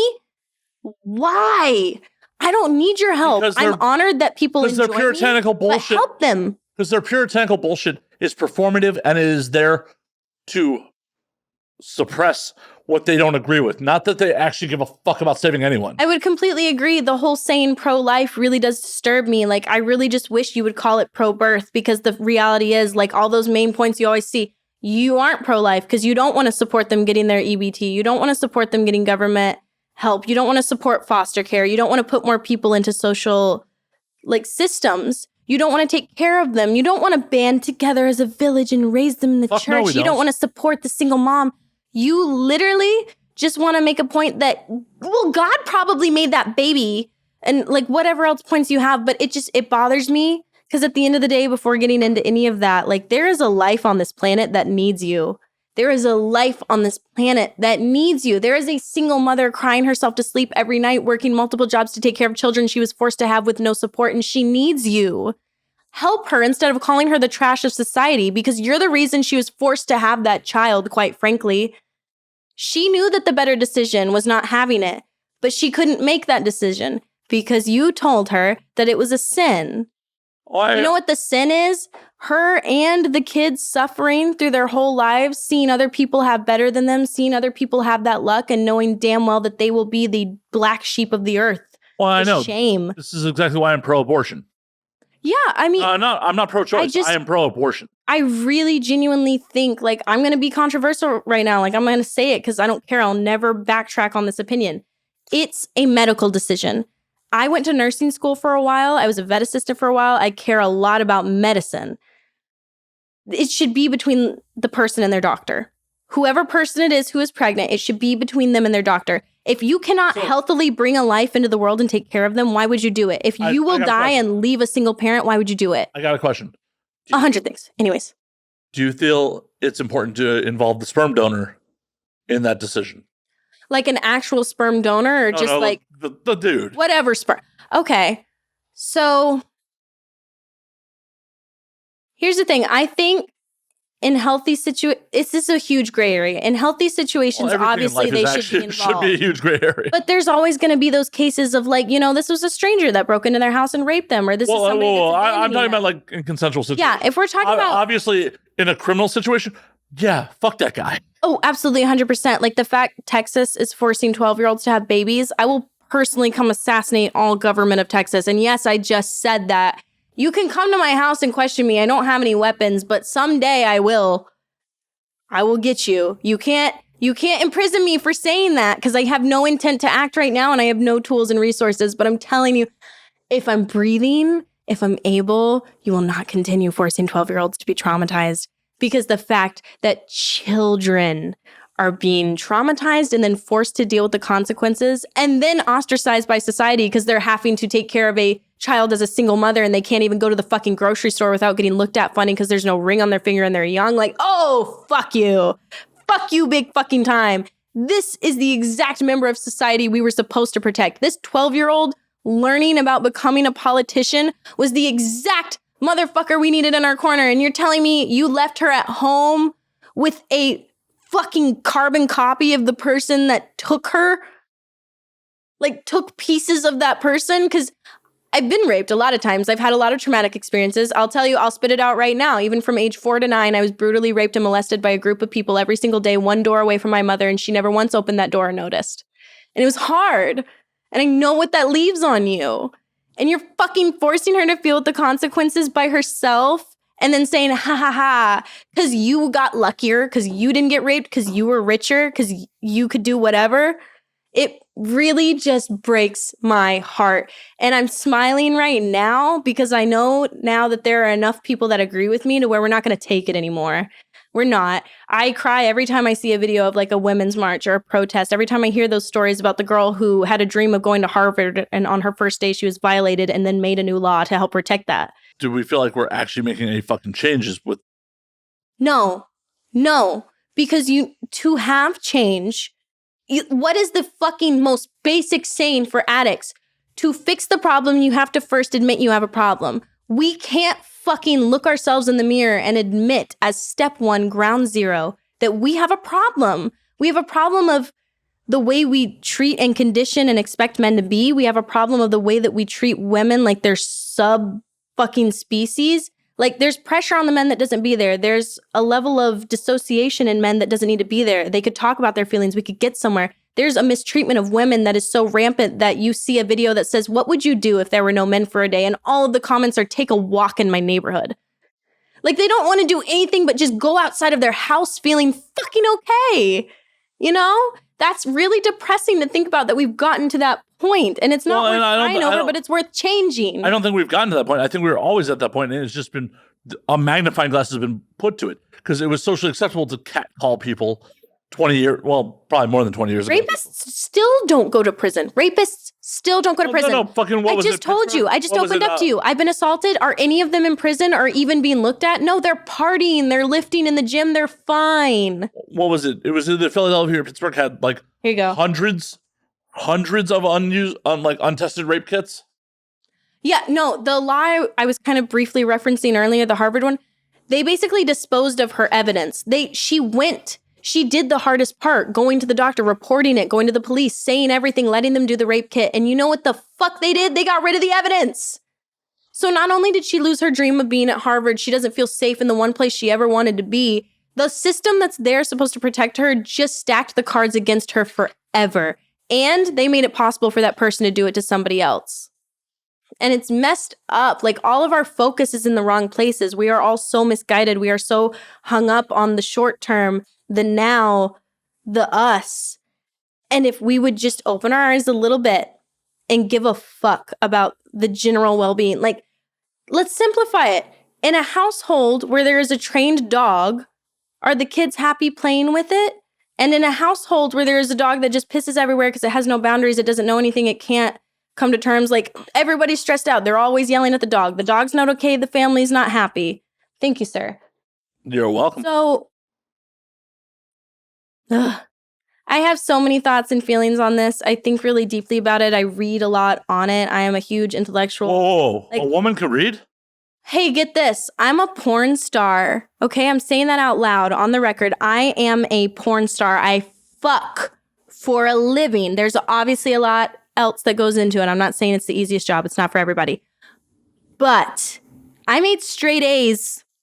I was a scientist. When I was 5, I asked for a fucking ice pick for Christmas so that I could mine my own gems and crystals and put them through a rock tunnel. Like, I did science experiments after school. I sang. I'm talented. I'm smart. I'm all sorts of things. I don't do this as a last resort. I don't do this because I'm stupid. I don't do this because I'm not willing to think about the things around me or because I don't care because I want what's easy. I do this because I needed to do this. I do this because it gave me something. It made me happy. It's what I want. It's something I never saw for myself. I took the risk. It worked out. And now I'm going to ride this wave out. I'm going to set goals within it. But just saying, yeah, I'm smart. I know other languages. I've taught math. I've worked jobs that I'm underqualified for because I aced the interviews. I'm a capable motherfucker. Despite my luck, despite whatever the fuck you think of me, I can do anything I really need to do or want to do. I really can. I promise you, as traumatized as we are, as many of us have daddy issues, there is no reason to have a stigma on these people because quite frankly, we're doing the thing you're too fucking scared to do or the thing that you haven't had the opportunity to do. If you look down on porn, but you're watching it, dude, look in the mirror. That's not my problem. If you're watching porn and you're like, oh my God, like, thank you so much for this. And you're like me, I feel very lucky with my fans. I have very sweet fans. They're very engaged and active and complimentary. And they have done a huge amount for my self-worth and confidence. Like, not because I need validation from others, but just when I put something out that I know I have things that I'm looking at, like, oh my God, like my hair looks so frizzy in this. Everybody says like, oh, you look great in the wind. Like your hair looks good and stuff. It just shows me that we are taught to be so critical of all the wrong things. All the wrong things. We are constantly taught to focus on the distraction. How do you make yourself more perfect? How do you look like an Instagram model? How do you have more money? How do you do this? When what matters at the end of the day is, are we continuing a society that we feel comfortable waking up and going to sleep in? Are we continuing a lifestyle that will sustain the planet, that will sustain us even being okay and making technological advancements to make life more sustainable and better? Is that not, like, get to the primitive page of things? Even if you don't believe in any sort of feelings or anything at all, do you want life to end? I feel like at the end of the day, like, procreation is something everybody's pretty fucking passionate about. Like, monkeys know to keep fucking and staying alive. And we are just killing each other. We are hurting each other. We are giving each other like one-ups. We're tackling one and feeding them to the zombie pack behind us to keep running. Why? That person was a doctor. They could have fixed your leg bite. Now you're dying too. Once again, comes back to conditioning and tradition and all that. Yep. I know. It just hurts me to see so many people so bogged down and stressed by being in that cycle. Like, they recognize the flaws in it. They recognize the pain in it, but they are still too afraid to do anything. They're too afraid to do anything about it. And a lot of times they recognize it's fucked, but they don't recognize why it's fucked. Like, the why is big. The why is huge. The why is big because it's really easy to listen to all the messaging. Like, even the news, like, it'll say, oh, the world is fucked because this one person is in power. No. Think about it. If one person can have this impact, I think the whole system's wrong. Well, and on top of it, do not let them distract you. Pay attention to how you're feeling. So many people are like, oh, society's in a worse place than it's ever been. Crime's rampant. Probably. No, Who knows? Honestly, if you look at the numbers and the statistics, in a lot of cases, we're better off than we have been in a long fucking time. It's just amplified and magnified for everyone to see now, because information. The readiness of information. Yeah. Right. Everything is right here. Right. If I want to read the news, if I want to watch TikToks, if I want to watch YouTube, if I want to read tweets, anything. As I often say. And it's not information I'm finding because of a neutral source. It's not just facts. It's people writing it. And when people are involved, when humanity's involved, there's never biases. Certain. Yeah, it's never certain. You have to take it with a grain of salt. Well, not because you can't trust people, but just because, like, they're biased. It may not be a conscious bias. But as I say it all the fucking time, we have the wealth of human knowledge in our fucking hand here, and we have never been dumber. There's like two sides of the coin. There's the people that have that information and they realize the depth of it and they get really passionate about it. Like, I'm really passionate about it, but in a way that I want to do better and I don't let the bad get to me anymore. And I'm privileged in that sense because I'm in a place in my life where I don't have to think about the bad as much as I used to. And it doesn't get me down as much as I used to. I'll never forget it. I did a school project, Comp 1, like the easiest fucking college class, like throwaway projects. Nobody gives a fuck. I wrote a whole piece on homelessness in my town. I volunteered and I did the research. I added all of that because I give a fuck what happens in the world I exist in, what happens around me. I can't turn a blind eye because then I'm not really living. You have to take it all in. And if you're okay not giving a fuck about it, okay, that's you. And I can't change you. I don't agree with you, but I can't change you. But if you see that and you're fucked up about it, instead of being depressed all day, fucking work your ass off. Take a risk you never thought you'd take and get to a place where you can help people. Because me, even right now, the most simple thing I'm able to do, my 3 best friends all live in different states and they have a lot of work out here. And it's a lot of money and stress on them to drive, fly, pay for hotels. The simplest thing I'm able to do for them is have them at my house, clean up after them, like give them meals, make them feel loved in a place away from home. Watch them fuck. Yeah, that ends up happening. And I cheer them on every time because when my friends are happy and able to pour into popcorn while it's happening? I roll blunts and I. No, you need a pop. You need like Jiffy Pop, like some stovetop Jiffy Pop. Like, ask my imaginary friend. I literally went to my sex playlist and picked specific songs. What was the songs? I'm gonna try lighten the mood a little bit.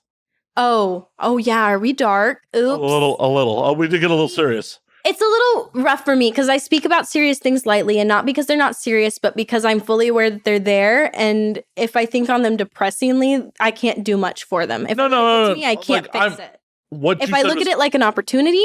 What you said was very good and very valid. I'm just saying. Oh, yeah. I'm not saying you're disqualifying that, but I know, like.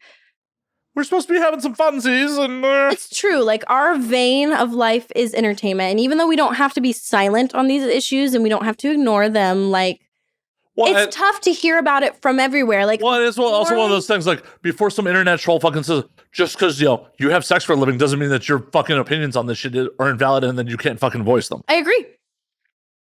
It's not because I have sex with people that I'm valid. It's because I've been through trauma and I'm a human on this earth like the rest of us. We all have valid viewpoints. It's a matter of not everyone has valid viewpoints. Well, they all add. It's a matter of whether their opinion on it and their view adds. See, okay. Okay, like the motherfuckers who were on the 405 over the weekend putting anti-Semitic flags and like giving Nazi salutes, they don't have a fucking valid opinion. Okay, yeah. See, that's my point. What they're there to do, they have a... Okay, this is tough to word. I absolutely do not agree with them, and I do not think they're useful in this world. And quite honestly, like my personal self, I would just kill them off. Like I don't think they're not good in this narrative. Unfortunately, they're probably all pro-life. Their hate makes me start feeling hatred, and I don't think hatred should exist between us. I think it's toxic. Anyways, I still think there's something to learn from them. Not that I want them to exist, not that I think that they're valid or correct, but I think like if you can just adjust your viewpoint on something, you can learn from it at least to help other people. If you see those fucking Nazis and you see what they're doing and you're able to kind of outsmart them or show them a better way or like provide support to the person that they bullied, that's better. The problem is hate. They are fucked up. They're ruining it, but you can still view it as an opportunity to go behind them and make it better. Well, the problem with hate is generally people hate concepts. They don't. Sure. You're like, oh, we hate the Jews.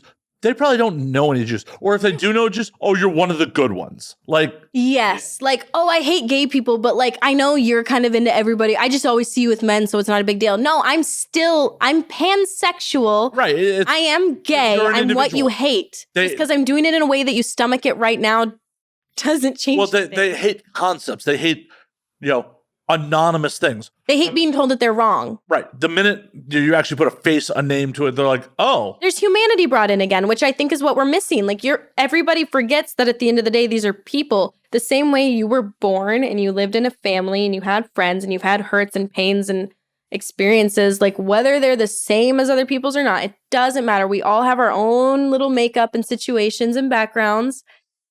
We're all in this together. We don't have to make it that hard. We don't have to fight each other. And I'm not under any impression that it can be peace and love forever and ever. I wish, but I know that that's lofty considering humanity. I just wish people would realize that the only person you're profiting by this hate, by perpetuating this like hate of a concept, hate of a person, hate of a group, just being preoccupied with that hate, you're missing an opportunity not only to help other people, but yourself. You're missing an opportunity to be happier with the one life you have. You're spending it wreaking havoc, spreading terror, spreading fear, spreading hate, spreading hurt, when you could literally wake up and go to bed smiling every day. Well, I'm assuming for some of these people, it's them trying to, in their mind, regain their power because they feel powerless. And if, I hate this group, I have power over something in my fucking life. Right. And I've even noticed, like, to be specific about it, like, definitely gotten deep. Shit. Yeah. Should we go less deep? We can change it. We're about to wrap soon, so we can just... All right. We've been at this over 2 hours already. Really? Uh-huh. God, it's amazing how much I can talk about injustices in the world. I haven't even tipped the iceberg. And we only talked about like one potential orgy. Like, I'm not even being a hot porn star. I'm so sorry. I know that's what y'all came for. Hey, it's okay to occasionally, every once in a while, realize that there is a person attached to the vagina. And that's okay. Like, I love that you enjoy my vagina. Jack off to me all you want. But I'm just saying, if you're the type of person who's into personalities, I've got a pretty cool one. Don't jack off so much that you injure yourself, though. I don't want to be... thing. Have you done that? Is that why you're bringing it up? Oh, I've definitely rubbed myself raw in my life. Raw? No, I mean like legit injury. I don't mean, it kind of feels like I started a fire today. No. Like, chafing is definitely a thing. Duh. Right? Like... Go to the beach with some thick thighs. You know that. Right, but that's still an injury. I wonder if these can even get on under my... Oh, the pseudo-intellectual glasses have come out. I'm starting to not see, not because of the drinking, but just because I need eye drops. Just like, Matt's blinding me with his whiteness. It's okay. Do you want them off? I don't know. People might like my other look. Once again, I don't think anybody knows I actually wear glasses. I think the only time I posted in these, they assumed they were fake. They're real. Also, as discussed before we got on air, I super do not care how you look on camera. I did text this man. I was like, what's the vibe of your podcast? Is it like look cute for the masses or whatever? He responded, however you want to be seen in the public eye. And I was like, whoa, like, is this man an eagle? Why did that I read that in a voice in my head. But you know how I wanted to be perceived in the public eye? And my favorite shirt and my favorite sweatpants. Yeah. Because this is how I look on the day-to-day basis, and it's what I never get to show. I know y'all know what I look like in a dress, but do you know what I look like when I run my errands? Do you know that I'm like still a radiant, happy person who's mobile in sweatpants? Yeah. Because we can do that. At the end of the day, I want my guests to be fucking comfortable. I don't need you to show up like set hair and makeup are fucking ready. Which, like, I would, too. If that's what you wanted, I would. But given the opportunity to show people a real side of me and hear me speak, I would rather than be... Yeah, but I'd be asking you the vapid fucking bullshit questions if that's what I wanted out of you. How'd you get into the industry? Who would you most like to work with? Who are your role models? What is your favorite position? Missionary. And you know why? Because it's versatile. You can either be up close and passionate and touching, or they can be leaned back and you can watch all that shit that's going on. And it's the most fucking comfortable for both people. Let's be honest. I don't care if you think it's a vanilla answer. It's great. You can mix it the fuck up. I'm sure I love a lot of positions, but missionary is my favorite. And I know you didn't ask. You were making fun of the people that do ask, but I'm answering it in the way that nobody wants it answered, with logic. They want it to be a hot, sexy answer. And I'm not a hot, sexy person. I'm a dorky person who's really good at sex and has a really good time having it. And if that's not relatable, if that's not the porn you want to jack off to, fine, go somewhere else, but I think you're boring. If you just want to see the same people made and done up, or if you want to see the person that's literally like doing disco in between takes, that's me. I have videos of it on my Twitter. Like, I am a person that I think is worth knowing, and you can jack off to me and I fucking cheer you on for that. I'm honored. Well, I'm looking to jerk off to people that don't speak English, so... Yeah, do that too. If you just think I'm attractive and you're able to simplify your experience that well, like, oh my God, I think she's attractive. I'm going to have a great moment. I'm sorry. Do it. You speak English. Do it. I'm so glad I could help. But if you're at all interested in what this industry is really like, what these girls are really like, what we're really capable of, please give me a shout. You know what I do? I go rock climbing with the sound guy. I go to the arcade bar with the PAs and my business partners. Like, yeah, I also fuck my best friends in my kitchen and all that shit because those boundaries are broken and we're also open and it's amazing and beautiful. But we have those talks about life and what we're looking for and how hard it is to be ostracized by society for something that they're looking at a very surface level thing. If you really care, if you have real concern for us, if you really genuinely think I'm getting sex trafficked, go look at my Twitter. DM me, ask me anything. I'm the happiest I've ever been. It's the last thing I thought. I came from a very conservative background, conservative state, the South, the Bible Belt, all of that.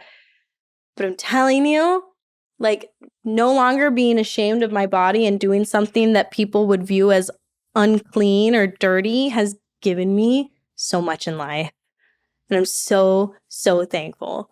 I'm so happy that other people can watch it, because even if I look like a train wreck or even if I look hot, like, I'm real. I'm a real person. I could be your neighbor. I could be the girl down the street. I could be the girl anywhere. You could be the girl sleeping under my bed for last year, apparently. 100%. I have been doing that. I'm very sneaky. But, like, I don't have a boob job. I didn't pursue modeling. I worked in IT, and before that, I saved animal lives. And before that, I was a hostess. Like, I just wanted to be happy in life.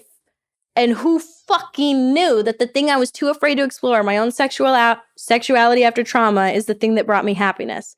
So get over your fears, get over your stigmas. I promise I'm not a victim, and I'm fucking happy. And it's not because I just fuck every day. There's a lot more that goes into it. It's because I'm on sets and I'm around people that view me as a person. Believe it or not, I may be just a vagina to the people on the internet, but on sets, I'm worth a boundary checklist. I'm worth an interview of, did everybody respect you today? Would you come back? Would you have us again? In case y'all don't know, those things happen.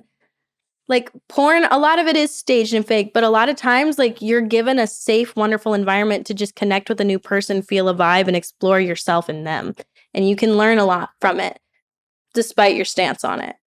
You can at least admit that there's a lot to be learned from the industry. And it can be used as a powerful tool, because with the way that people hush all the sex talk and sex ed, like, we are some people's sex ed, and it matters to have representation in that. It matters to show that people can be comfortable and not just performing all the time and have different moments. And I know we're really limited on that on sets, but I think in our own content, that's the way we're kind of trying to show people we can be people. We can be sexual people, all of us. Bravo. That's my last deep thought. Anyways, you want to talk about something funny? Actually, I'm going to call last call. Yeah? Yeah. Because I don't shut up. It's okay. When actually people want to listen to me, I'm really excited because it's rare. Well, that's what I brought you here to do. I'll do it again. I'll be more fun. How? Probably, now that we have all the trauma and dark talk and stances out of the way and people know me, we can talk more about, like, my jokes and the fact that I do karaoke and, like, I want to judge stand-up and shit. I was gonna be a stand-up comedian. I was gonna be a forensic psychologist way back when, but anyways, last call. It is last call on this motherfucker. I told you, my life's a movie. I have no shortage of information or opinion. Good, we'll have you back on. Aw. Maybe, I mean, you haven't decided if you still want to deal with me, so... Oh, yeah, I've had a wonderful time.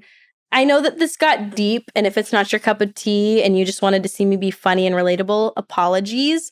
But you don't understand how rare it is for people in this industry to be taken seriously and listened to about their stances on things. And I genuinely... Wait, really, I took you seriously? You did. That's what I'm saying. As much as you make light of it, you engaged with conversation with me, and you gave me a space where I can say things without giving me that look behind the camera of, like, oh, I'm going to cut all this out. Oh, no, I totally am. This is going to be like 10 minutes long. Oh, word. Totally fine with me. You know, this isn't my first podcast. I'm sure people will get bits and pieces from everywhere else. I'm joking.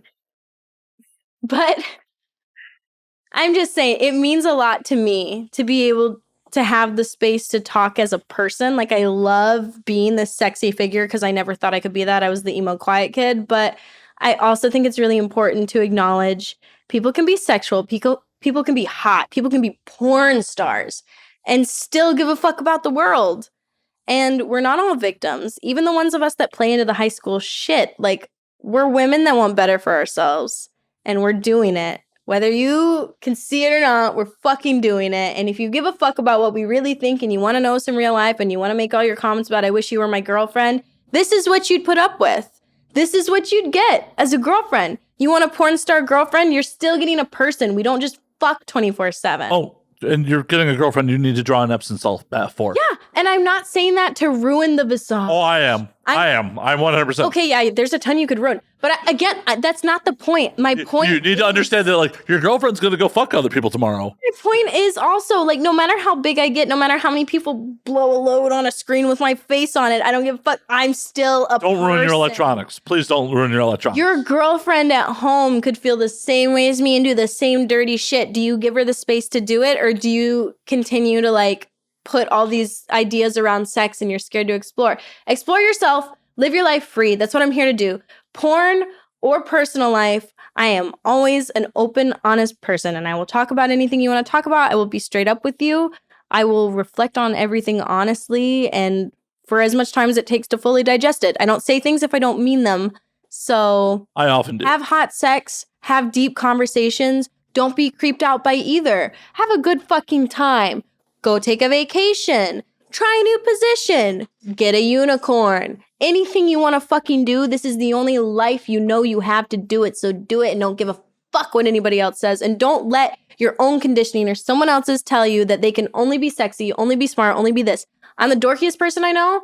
I'm one of the smartest people I know. And I'm one of the sexiest people I know. And the most modest person I know. Dude, it took me till year 24 to be able to say that. And if it sounds conceited, I will accept that, because for 23 years, all I did was talk about how shitty I was. So if I sound conceited now, great. It's at least better than hating myself the way I exist. Bravo. Thank you. Once again, we called last call on this motherfucker, so let's... Yep. Last call. Live your life. Thank you. Also, let the people know where they can fucking find you. Oh my God. Find me on TikTok. I'm just trying to start that out. It kind of scares me because I'm mentally like 70 years old, but it's Delilah X Day. Instagram, official Delilah Day, because that one's been deleted. Twitter, Delilah X Day. OnlyFans, I am bumping that up and getting on new platforms. You can find me with one of those usernames. I don't know. Anyways, thanks for sticking around if you did. And if you didn't and you hated what I said, I don't care. And just know that I'm going to sleep like a baby tonight anyways. And thanks for sharing White Russians with me. They're the first cocktail I ever tried. And last call was forever ago, so I'm going to shut the fuck up. Awesome. I'm going to sleep like a baby too. I'm looking forward to being tucked in. I'm still waiting for that goddamn song. We're going to have to video me giving you a lullaby so that they know I wasn't joking. Because I'm not. I'm going to have to set up cameras in my room. Jesus. As always, you can find me at Matt_Slayer on Twitter, Matt Slayer on Instagram, Matt F. Slayer on Facebook, twitch.tv/Matt F. Slayer. You can find the Patreon, home of the exclusive content, though there is everything's going on YouTube on this one, at patreon.com/Matt Slayer. And you can find the podcast at And Now We Drink on Twitter, and Now We Drink _ on Instagram. And until next week, drink up, motherfuckers.